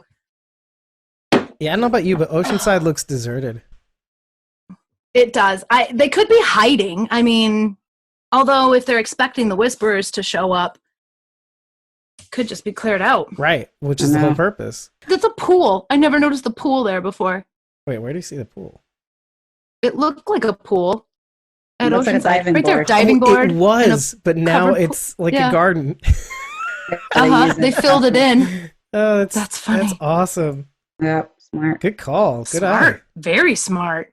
I mean, that keeps that soil uncontaminated for everything around it because it's in a pool. That's a great idea. Yeah, wow. Remember that. Let's look at the legs.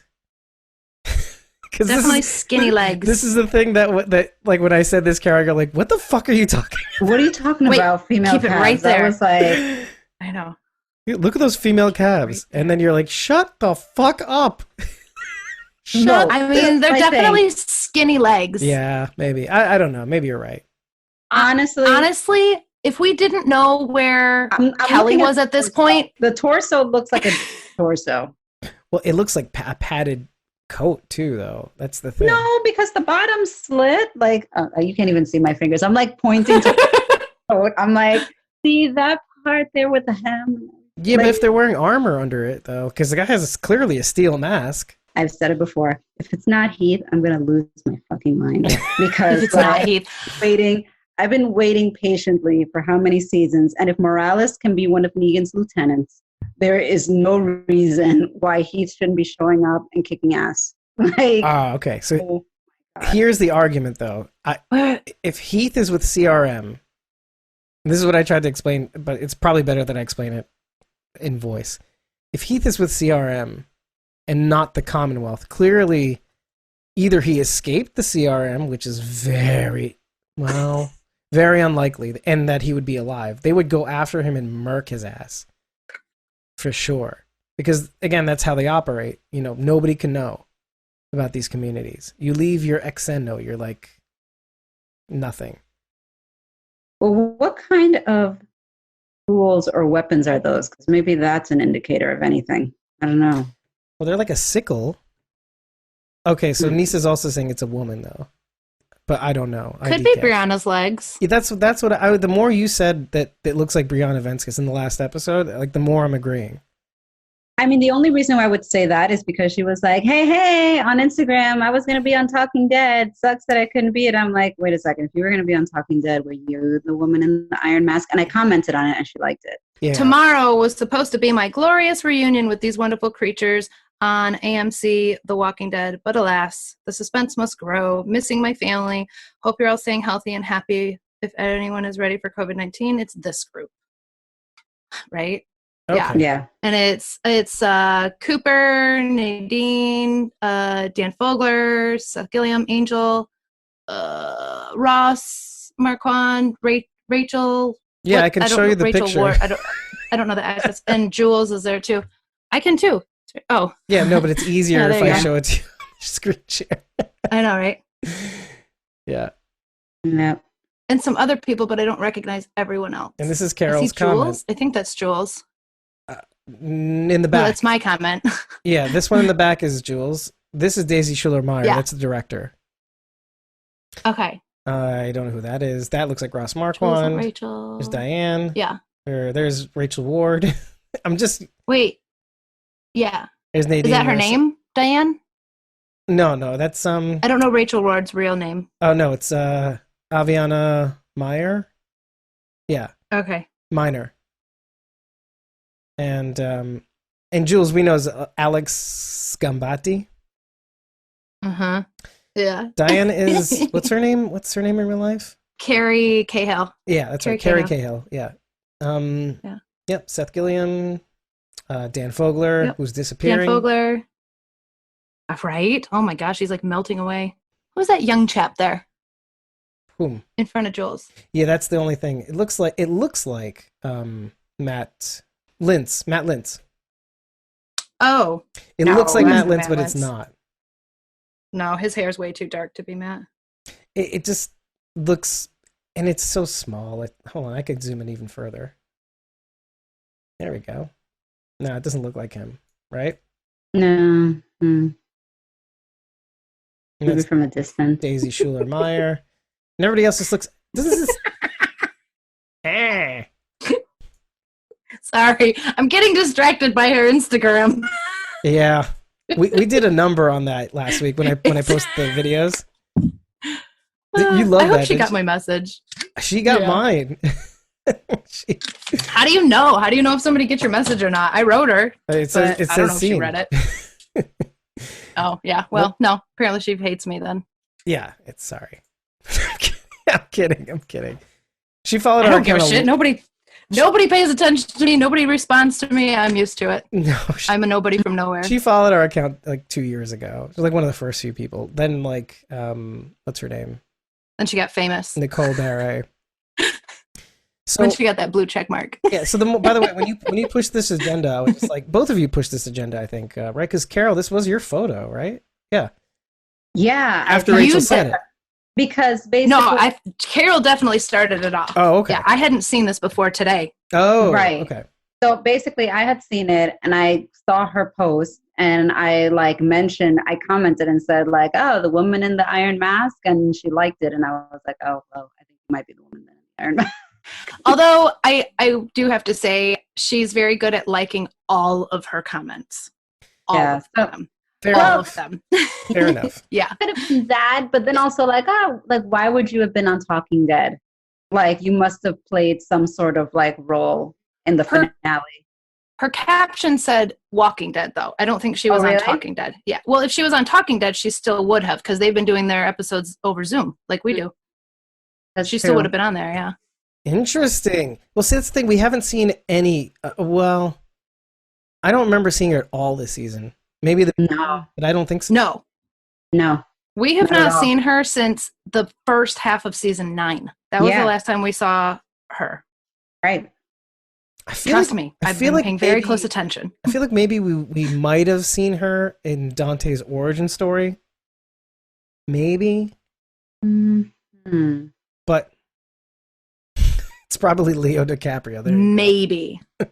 Maybe. It's Leo DiCaprio. It is. That's what it is. There we go. I would just be so okay with that. Can you imagine if they start like putting in like celebrity? I mean, listen, in the comic, Beta's a celebrity. So it's like it's fitting that he was cast. Yeah. He's supposed to be well known. It's Ryan Hurst. It's already like they've already like, oh, it's really cute. Yeah. Yeah, I mean, this is what really bites. Like, that's the thing. That's why Brianna Venskis, it's just Beatrice sounds like a really good choice because we haven't seen her in a long time. Mm-hmm. We've at least seen, I think, because remember the Oceanside scenes? Do you remember when we were watching those, the formation and all that stuff? We saw everybody. We saw Marisol. We saw Michelle. Yep. We saw Jimmy. We saw all these background actors. Some we hadn't noticed over the years, but they were there. And then the only person that we did not see is Brianna, is Beatrice. Somebody said that they would love for this to have been for this to be Morgan, and people would be like, Morgan ran back over time. He just ran his ass back over too. Can we see his feet? Back. Yeah, that would be awesome. But we all know Morgan wouldn't use a weapon like that. You know, it's like he's wearing shoes. Yeah. There's a little. It's a shoes. Like they look like those like ballet shoes. I mean, that's some fancy handwork. You know, that is some very impressive handwork. It really isn't though. Look at that. Because things. I mean, listen, you don't want to be like just kind of randomly like, you know, like what is that? Like I would not be pulling any like this is somebody well versed in using this. Somebody who has used these before and is comfortable with how they function. Right. Okay, here's I would love for this to be Brianna, but here's why I don't think it's her. Whoever this person is, I get the impression that they've either been on their own for a while or with a completely different group. I feel like this is a loner. Yeah. Yeah. I feel like this is definitely like a lone person. Mm-hmm. Yeah. I mean, they're covering their face. We're missing the obvious answer, guys. It's Madison. It's Madison. Of course it's Madison. You can talk about Madison. I can talk about Heath. Yeah. Like, talk about Madison, then I will go to bat for my Heath. I would love for it to be Heath because it makes the story big. Very, very big. And if it's Heath, you guys, when they air that episode, if it's Heath, your phone will be blowing off. Like, incessantly. Like Slack will just explode. Slack will go down because of you. Right. Because of me. There'll be a, what is it called? I definitely... Capacity outage? Like Carol broke Carol broke the internet. Power surge from Carol's house. Yeah. I definitely want to see had to Heath get again. naked. Like, seriously. they had to wear more clothes. Oh my gosh. I definitely want to see Heath again. I want to know where he's at, what he's been doing. Although I don't think this is Heath. Yeah. This person looks a little shorter. Mm. Because Heath was a taller guy, wasn't he? Wasn't he? It's so perfect taller because look at kinda it. guy? He's just covered. He or she is covered head to toe down to the gloves. Everywhere, down to the gloves. Although it's so good. Although look at this and pretend that it is Heath, and Right. pretend there's a mound of dreads in that hood. You know, okay. But you know what? That would fit. But it would fit. And look at it would fit. Take a look at the back of the head. There's a little dip there, but I mean, I guess it's also the mask. Like it's almost like it. You know what I'm saying? It dips a bit and then bubbles a little bit in the back. If that's Heath, though, he could have his dreads all bundled up in the back of the hood there. Listen, I just want another Morales moment where everybody almost like fell out of their chair when it was like hitting me. Morales, and he doesn't die in the next frame. I don't want it to be that all of a sudden an arrow shoots out and he's not again, Daryl. Asshole had it coming. Well, I think this person's going to end up being an ally, whoever they are. Yeah. Yes, I think so. For sure. Menacing looking. Those skinny thighs. Yeah. Yes, they are skinny thighs. That's what's leading me towards more feminine. So which it shouldn't. It really shouldn't. But yeah, one of the first answers I've heard anybody, even myself, say, "Oh, Maggie," because this was before the Talking Dead sneak peek. And then they're comparing the coat to the shirt. Do you remember the coat to the shirt that she's wearing here?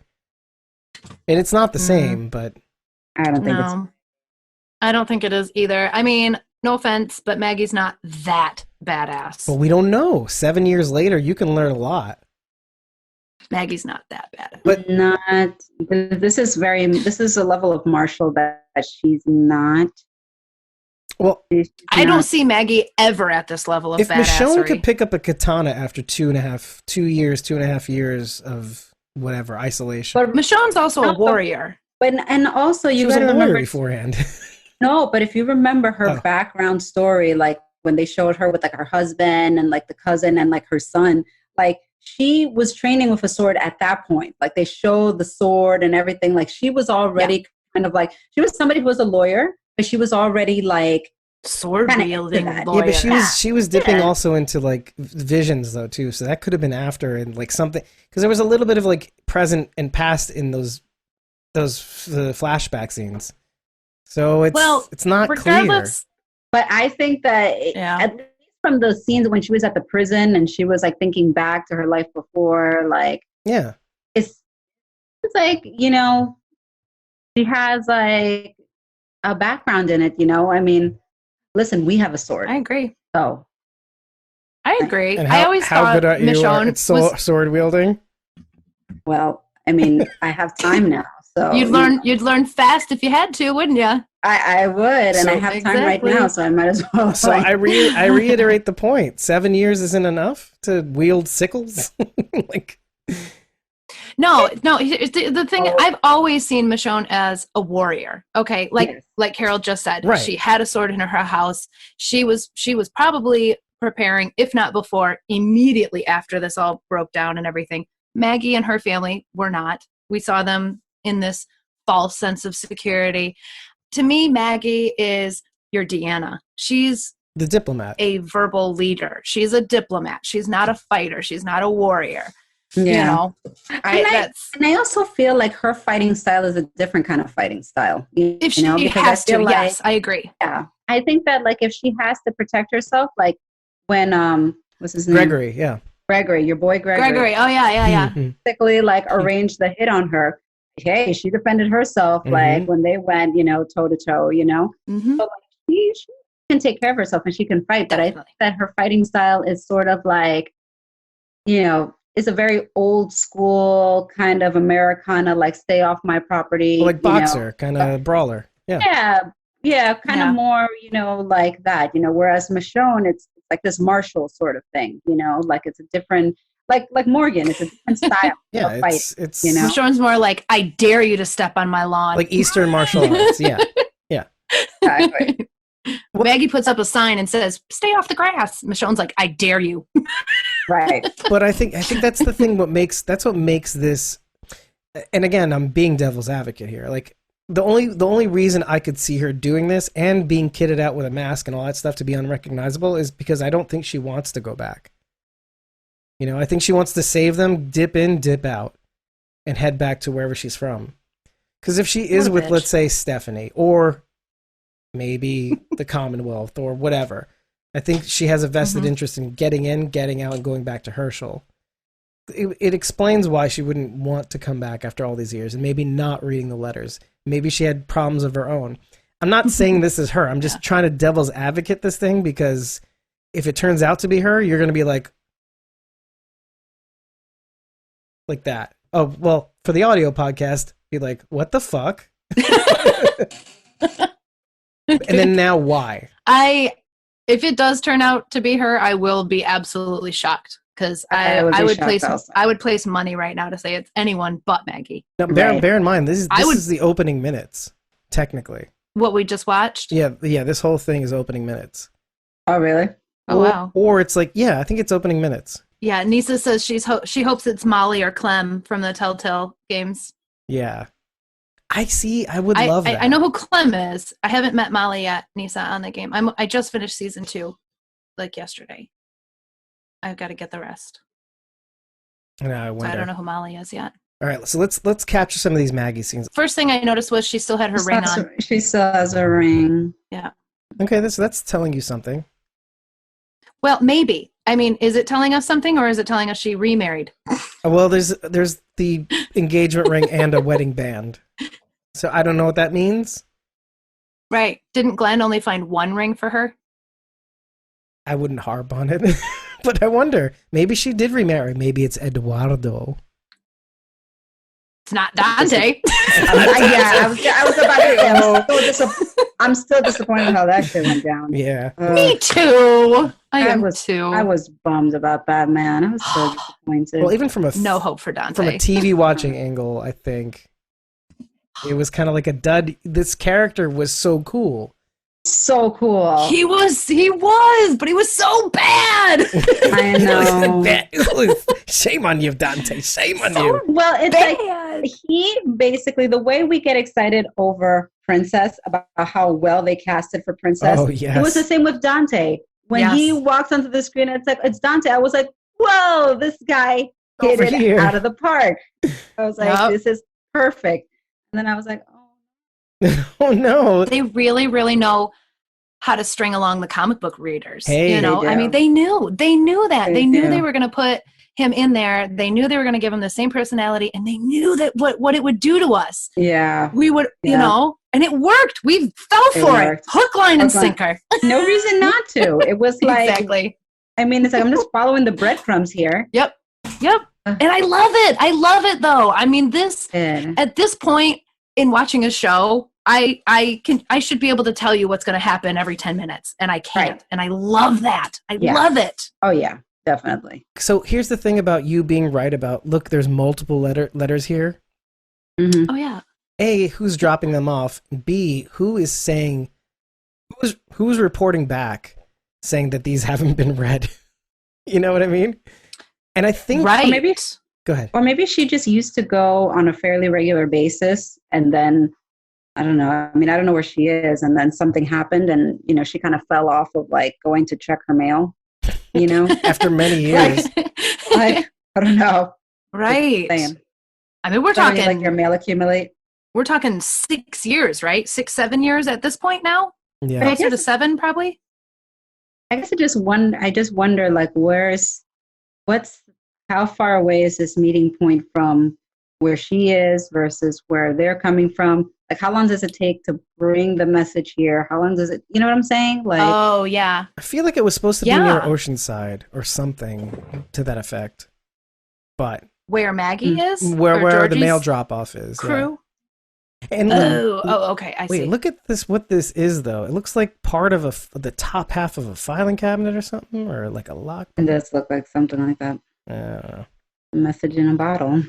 Message in right, and I mean, all those messages that are in there, we can assume that they are letters written to Maggie that she hasn't read, or some of those could even be responses from Maggie that haven't been picked up yet. I doubt it though, because in the beginning of the season, I do too. No, the beginning of the season, like they emphasized the fact that they kept sending letters but to no response. Yeah. So the scene where they're talking about, because who is it? It's Tara and Jesus, right? Make mention that Maggie hasn't written in a while. In the beginning of season 9? Yes. No. Well, it would have been after the break. Yeah, 6 or something. They mentioned episode 6. Yeah. Okay, they mentioned that Maggie hasn't written back in a while, but we see a letter here referring to the Whispers, which happens well after all of that. Yeah, well, this at max could be a year ago. I thought I caught it. I thought I saw a signature in the corner of the page. I think you're right. Oh, but it's hard to make out. See it. Yeah, it's so hard to make that out. Dang it. Dang you, video looks like compression. It ends in an L, though. Is this going to be another blog I write now? My son. I need to come back. Probably. Jesus is dead. So is Tara, Enid, and my son. And my son. My son. Tara. Does it say my? Yeah. I cannot make that word out. Does it say my? There's some M. Oh, there we go. There you go. Okay. They were murdered by a group called the Whisperers. Have you heard of them? They wear the skins of the dead, probably, and hide in herds. Live with the dead. Something. Whisper. Us walkers, you need to be careful. Watch hands for knives. Do not underestimate. It's interesting wording, though, right? Do not after and this. Okay, so hold on a second. When did she write this? Do not underestimate them. Because I'm saying this had to have been maybe even more recent than we think. It's yeah. Because when does she have that come to Jesus moment? You know. Carol could have written this before she left on the boat. Alpha slaughtered. Mark her border. Does it say? And she controls thousands threatening to overrun us if. Alpha was still alive. It was to say that, but I'm wearing must destroy.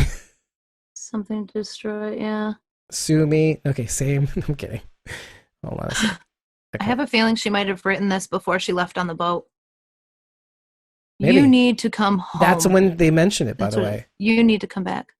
Jesus is dead. Yeah. They were murdered by okay, we already got that. Yeah, this is the best we can do. I also want to note that these earrings, I mean, I don't know if this means anything too. Well, the fact that she even has them in. I also noticed her earrings, and I thought, who takes the time to put earrings in anymore? I thought that was strange also. Like, there's something about it. In this world, yeah. Yeah. Yep. Yeah. Great minds. Great minds. Well, again though, like, it just fuels my anger. Like, seriously, like you are waking up in the morning and putting on earrings, and okay, sure, okay. Sorry, I got my screen all screwed up. I keep moving everything around. No, my mic almost tipped over because like my headphones were like caught on the thing. Coming from privilege. Oh, right now, snap! That's what it sounds like. Yeah, Aggie ain't woke enough. Well, I mean, other people are like, dying. Nisa, do you agree with me at all, though? Well, she did say she picked the one in the bottle. Maybe it's the unread one. She ignored the others. Yeah. But then again, it did make a cut from when she opened the box, and then she picked up the blue one. So there's like this distinct cut. So we don't know what she's read, what she hasn't read, or maybe she's read all of them finally. I think that she's feeling rage. I think that Maggie in that moment is kind of, I interpret it like, yeah, maybe she's been living the good life and been in a cushy situation. But I think that the end scene, I felt she was sort of like, oh, I need to like get back home. Like I need to, take care of stuff back home. Like I don't know. Like that was the interpretation I got. I mean, again, I wasn't super excited about seeing Maggie again. I was like, okay, cool. I was more excited about the Man in the Iron Mask. But like, what if they're the same again? But you don't want them to be, but they might be. Because again, this could be in the past. I don't know how long. They're not. Yeah. This scene with Maggie? Yeah, exactly. Maybe. And again, not too distant past. It's like a year. Possibly. Right. Less than a year. Okay, here's what I don't want to happen. Okay. Sorry. I don't want Maggie. One more thing. My bad. Consider the weather too. Like, remember the storm and then whatever, all that stuff? It was winter. Mm-hmm. So she's picking this up in clearly better weather. So maybe around the time we see Coco and all that, the fighting, see the Rosita punching the bag and all that stuff. So I don't know. Yeah. Sorry. Go ahead. I'm sorry I cut you off. I just wanted to throw that in. That's true. There. Well, Carol's around for the summer or for the winter storm, isn't she? So she leaves on that boat after winter. Yeah, could be. Oh, yeah. So it could be soon after she left the letter, and then maybe the few months. So maybe let's even pinpoint it down to 9 months, maybe 10. 10? Yeah. Maybe. You know what? I'll say 8 months. 8 months. Just give Rosita at least 6 months from the time she was pregnant. Right. Okay, so here's what I don't want to happen, okay? I do not want Maggie to show up and just swoop in and save the day. Fuck all of that. Yeah, I don't want that either because I think that's a bit of a cop-out. I mean, the only way that I would have accepted that scenario is if it had followed the storyline in the comic but this would have been more what we just saw when the hilltop went up in flames.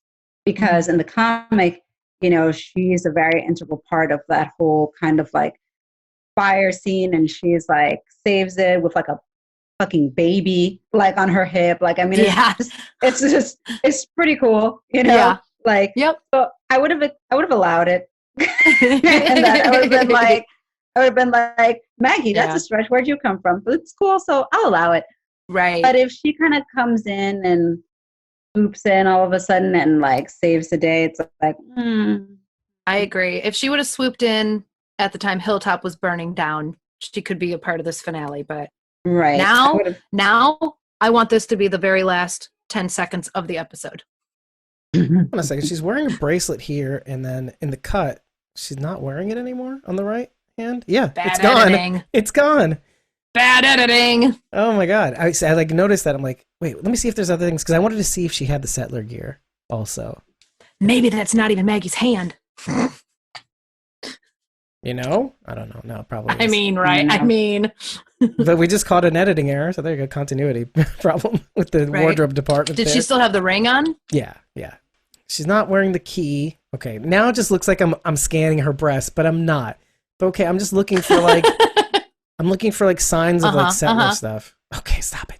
No, I don't. I mean, if Gimple pretty much could put the kibosh on that, then I mean, Maggie's with Georgie and CRM separate. So I trust Gimple. I don't think she's with the. But here's the thing: is she with the Commonwealth and Stephanie? Was Stephanie with the Commonwealth? I mean, But I think that's going to be a separate storyline. I think that's going to be Eugene, Umiko, Ezekiel, and Princess.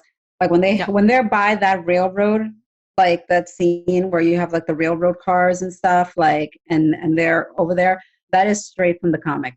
And that's going to be the meeting point between Stephanie's crew and their crew. So it's going to happen. I am excited though about the Commonwealth. I'm less excited about like the whole Whisper arc coming to a close because it's like me and Rachel were saying, that storyline kind of dies down in a whimper. There isn't like a big, strong finale to that story. It kind of like just kind of whimpers out and dies out, and it's like, and that's that.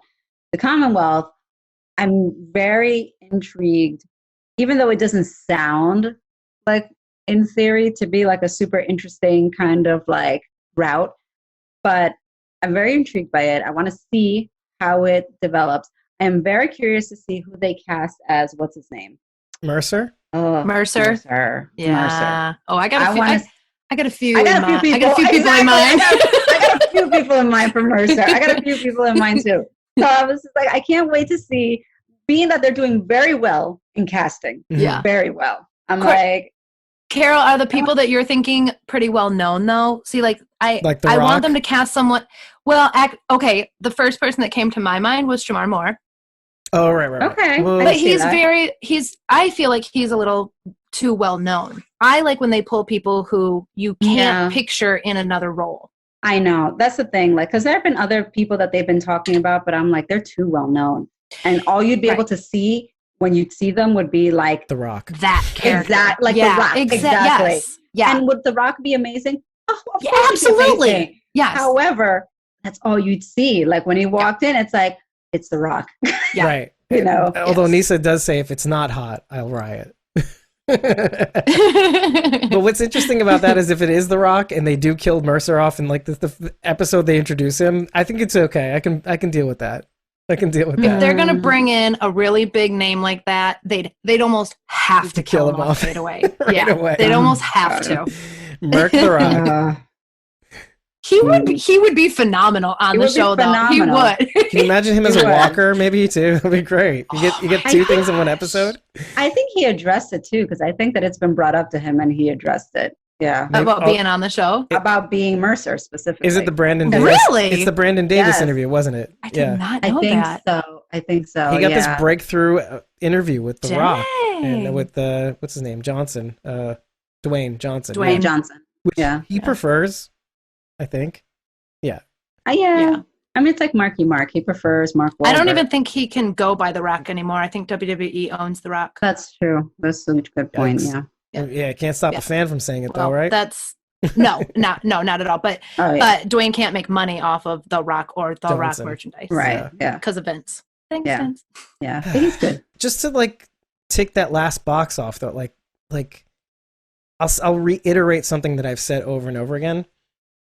When it comes to Maggie coming back onto the show, I get anxiety about it because, like the letter says, she's got all this death to come back to, all these things that have changed. What reason is it for her to even come back? If you think about it, which is kind of like why I give some of this devil's advocate stuff its due, because what reason is there for her to come back to this community if most of the people she cared about are dead, Rick is gone, etc.? I mean, so if you really just think about it, she and Herschel, but if she feels obligated to come back because of all the shit she stirred right before she left, and I'm sure she feels guilty about it, but it's like, you know what, let me just start a new life. And so could it be her? It could, and that's a good reason to bring her back in an iron mask, to murk some people and get the fuck out, to help them out and leave. That's the only thing I could think of. But I still like the idea of Brianna Venskus because I'm looking at her. I'm pointing at the screen. I'm still holding out for Heath. I'm still holding out. I think it's good that you do, because honestly, there's so many communities to keep track of between Virginia's group, between Georgie's group, between Stephanie's group, and wherever the fuck Maggie is. Did I even mention CRM? No. 5 fingers. Yeah. And this is the 5th one, the people we don't know. The others. Fuck this show. So weird.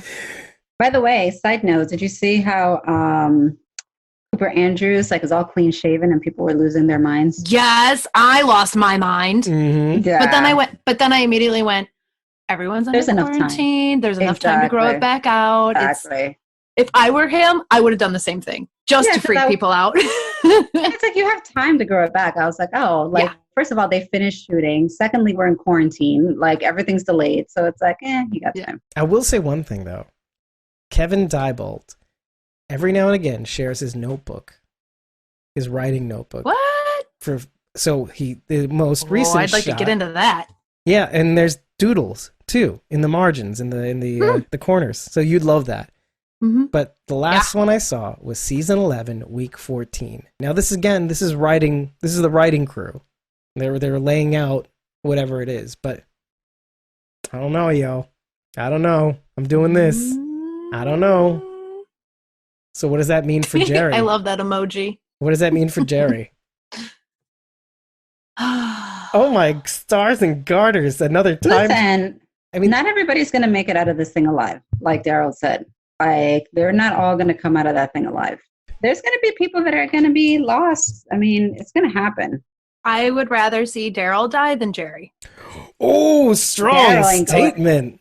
Daryl ain't going anywhere. You I know. I know. Would you rather kill everybody but Jerry and Carol? And Carol. I know. I mean, look, Dave is gone, so that's happening. And Rosita, I would argue, is going to go down with the ship also in terms of leading this Walker herd away. She's going to go down in a blaze of glory also. I don't know if it'll be exactly like Andrea's, only because of what's going on with Kelly right now. It'd be redundant to have a wound in the same place. Yeah, true. Did somebody say Aaron? Having a wound in the same place? Yeah. I don't know. They could do anything. Well, but then that would, I mean, in that theory, Kelly would then have Andrea's death, right? Well, I mean, but then again, Aaron had his arm chopped off the way Rick did. Who knows? That's the thing. Like, yeah. I don't know. Yeah. I feel like ever since I planted that scene, by the way, ever since I planted that thought about Kelly, now you're running with it. And I feel bad because I don't really know. I'm just terrified. Like, I just want to know what's under the bandage. Like, I want to see if it's a cut, if it's a bite. I just want to see what's going on under their bandage. And Rosita is injured too, by the way, beat up to the feet up. Yeah, she did get beat up. She went toe to toe with Beta. I mean, you don't walk away with that unscathed. Yeah, I think it's been a while since we've had like a major character killed off. You know, it's been a while. So I kind of feel like, especially with this Whisper War and this horde, it's like, you know, can't come out of this completely unscathed. Like Daryl says, like it's not a clean plan. People will die. It's the best you've got, but it's not a seamless plan. You know, I mean, shit. Like, I mean, Sadiq's death is still pretty fresh, right. But it's like, okay, besides the Pikes, you know, it's all happening like sort of one at a time, and then we dwell on that one death for. Because if you think about it, like Father Gabriel and Rosita have been on the show for a while. Like if Rosita like gets killed off, like that's, I mean, to me that's significant. Like even if it's not your favorite character, she's been around for so long at this point. It'll trigger. It'll trigger, and especially depending on how they do it, you know. And Gabriel, if it happens the way it's supposed to happen, that'll keep fans, you know, satisfied for a while. I would say if it happens the way it's supposed to happen, it's like I think you're pretty much good for a while. I mean, I want it to happen exactly the way it does in the books. It has to happen exactly the way it happens. I don't think they will though, because you know these pansy asses are going to have a hard time with all the blood and the gut spew. People are going to have a hard time with it. But if the people who are you saying people are going to fall off? No, yes, you think they'll fall? I don't think my thing so. is like, what about the Spencer Guts thing with Negan? I'm like, that was disgusting too. And at the end of the day, I'm like, that was from the comic. That was pain by pain. I'm like, that's how it was supposed to happen. That's how they did it. Yeah, it's disgusting and gross, but that's exactly how it went down. But remember, that's why the blood and guts. That's why people didn't like it though. I think that's because the Gimple playbook was like to do literal all-out war the way it was almost all the way by the comics. Almost all the way until like the end it got murky. I love the blood and guts and gore, but there were too many people saying that this show is too bloody, too gore. Okay, then change the channel. Go watch Care Bears. Yeah, change the channel. We watch this for the blood and guts. Well, I want it. I want more. More anybody who's hung on this long, I think the audience has consolidated to a point where they'll, and kind of like what Nisa's saying, not too bloody at all. Meaning we've been spared a lot. I mean, these past couple of seasons. Heads on Pikes aside. And even the heads on Pikes part, I mean, in reality, it was like we were spared. Yeah, we were spared. Like we didn't see how it went down. We just saw the aftermath of it. That episode with Sadiq, though, at the end. Oh my God, that was terrifying. And even then, like the Pikes episode, it's like again, we were also spared by who they chose. Like there could have been yeah. far more impactful people that they could have chosen, and they didn't go there. You know, Henry, like no, Henry was tough too, but Tara, it's like, yeah.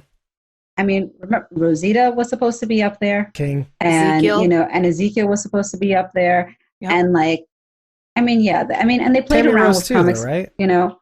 Tammy Rose was supposed to be up there. She was up there. And she was up there. She was up there. Yeah, she was up there. But no, it's like we haven't had a Glenn moment, you know. Right. You know, and this is Gabriel's death would be a Glenn moment, like for sure. Although you know, I know. Although I want it to happen exactly. Yeah. Although I'm afraid I'm afraid they're not going to. I'm afraid they're going to dilute it down because of the whiners. I have an argument for Alden, and I'll tell you why. The fan response to Alden is actually really good. Like, people really, really like him. People are still like polarized about Gabriel, even still. If they do, I would look at that as a cop out. If they gave that death to like anybody else other than Gabriel, I would be like, that is a cop out. I'll even agree to that. Like, but I think the last Gabriel argument has had such an arc on this show that it would be like, and you've come from this point, and this is how it ends for you. And it's like, well, you can make the same argument with Rosita too. And if she doesn't go out, yeah, you know, I would appreciate that. Like, here's the deal. Here's the pact we have to make. If Gabriel goes, Rosita has to go too. Yeah, I think both. And I think there's poetry in that.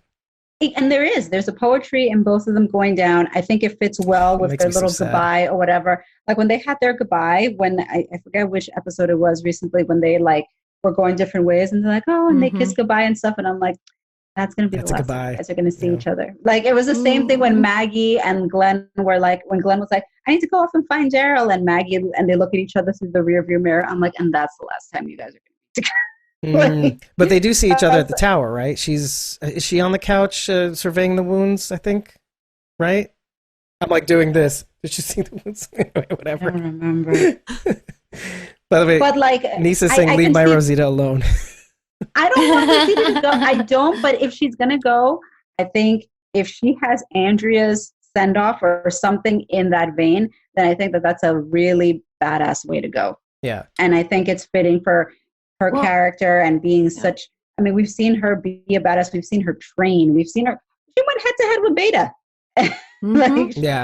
Like she definitely like. Well, and not to mention Christian Stratos isn't leaving the show to just be on another show. She's getting her own show. Like this is her show. Yeah. So I don't feel, I'm not an actor. I've never been in this position, but I feel like that would be a lot for someone to take on, to be the lead on this show and also a big part of this show like that. Yeah. I think we're going to say goodbye to Rosita. Yeah. And I think that if she goes down in Andrew's way, then I respect that. Then it's like, absolutely. You know what? Absolutely. Okay.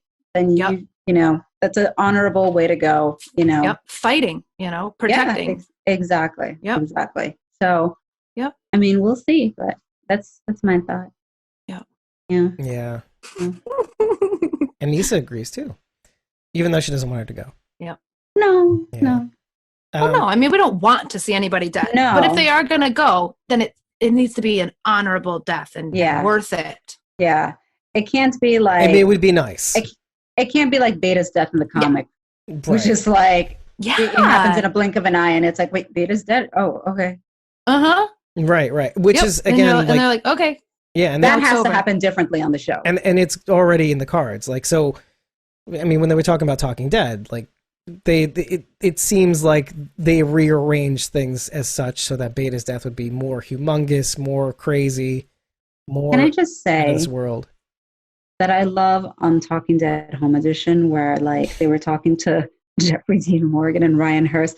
I love that Ryan Hurst is such a beast and his home is so immaculate behind him. It's all like layers of white and beige. It's so calm and mellow. Like, it's just so different from like his character. I just love it because it's like he's a full yogi. Yeah, like super serene. Super serene. So zen, exactly. He's so different than his counterparts. Exactly. And different from his counterparts. Like Sons of Anarchy. Yeah. Walking Dead. It just ratchets up. But yeah, like even Jeffrey Dean Morgan's home, it's like, you know, super masculine, like cabin. There's like a dog hanging out on the couch that you see in the background. Like it's just, you know. Which is so anti-Negan though, also in a weird way. Like if you think about it, like Negan had prostitutes, concubines. No, but Negan's like a guy's guy, and like Jeffrey Dean Morgan's house is like a guy's. I mean, it's a family home, but you know what I'm saying. It's not like Zen, but more like Ryan Hurst's home is like very Zen, but more like what's Clark Kent's dad's name? Clark Kent's dad, Jonathan Kent, right? He's more Jonathan Kent than he is biker dude. Look in the promo photos for At Home with the whatever Friday night at home. Did you guys see it? I didn't see it. I missed it too. I missed it. I fell asleep on the couch. I was drinking and I spilled some gin, and then that was it. It was a wrap. Done. I just fell asleep. I passed out. Yeah. Done. He's more Jonathan than Zod, by the way, his niece is saying. Yeah. Negan. Or sorry, Jeffrey Dean Morgan. A friend of mine gave me some Walking Dead material a long time ago, and I didn't know what I was going to do with it. And then all this quarantine crap broke out, and so I gave it to my mom, who has been making masks to like go out in the public. And I don't know if your communities are like mine, but if you go out, probably at least 50-60% of the people out there have masks on today. So my mom made these out of the Walking Dead material that I have. Very nice. Make sure to send me pictures. So they go on. There's a loop on the bottom, and then these strings here. Okay, loop goes over. Very cool. And then this ties up around. Very cool. Now, if you have glasses, you need to put the glasses over top, otherwise it'll fog up. But this one's mine. This is my mask. There's that one. And then the other print that I had, this one has like comic book that's cool. panels on it. Okay. Yeah. So if anybody wants one, I'm only charging $5, and that's really only to cover shipping. I'll send them, to whoever, if somebody wants one. I have Venmo, so you can Venmo me $5 so I can ship it to you. Just send me a DM if you're interested. They are limited. I've only got 5 of each because only the material was just given to me, like I said. Well, then we'll put that in the description. Yep. DM me at CosmoMom09. I'll give you my Venmo. That's right. You and Iowa Mama of 3, Renee Hansen. She did a couple too. Did she? Oh, I didn't see them. I'll have to go on there. Your design actually solves the problem of what I've seen some people with photos of masks on where they're with big heads, obviously, because their ears will fold in because their heads are so big or something. I don't know, or the masks are too small. I think that's why she did it this way. This is probably the 3rd or 4th style that she's played around with. The first one's in right here. She had like hair ties. And so it would loop around your ears like a hospital mask would. Right. And yeah, that's what was happening. So this way this is a one size fits all, literally. Yeah. You get the bottom covered. Yeah. Yeah. Just put it around like a necklace, and then it zips up to your face. And you can tie it as tight as you want or as loose as you want, whatever. Well, and the stitching is as such so that there's like there's actually a curve to it too. Yes. So that's the only reason why. Your face. And that's the only reason why you can do that too. But because if it was flat and you did that design, I think it would be it would smush, get tight on your nose. Yeah. There's also a filter in between the fabric here. So get the fuck out. Nice. You can change that or something or what? Or you can't change it. No. Okay. I mean, I suppose if you pluck the threads out and re-sewed it, you could, but no, it's just there's just a filter in there to just catch whatever's coming your way. But the point being is that they're machine washable, right? Yes, they are machine washable. I don't know if I would dry them. I don't know what drying would do. No, I probably wouldn't either. I'd probably hang them like a bra. You'd hang them like a bra. Yeah. Yeah, exactly. But yeah, anytime Silas and I leave the house, we put our masks on and just stay extra safe right now. I mean, why not? Why not? I agree. And if you can go eco, why not? Instead of getting the disposable masks, which are in low supply anyway. So take your shot. If you like what you heard, give us a like on whatever platform you're watching. And if you're not watching and you're listening to us, head over to ratethispodcast.com/squawkingdead. 5 stars and an eggplant. We'll understand.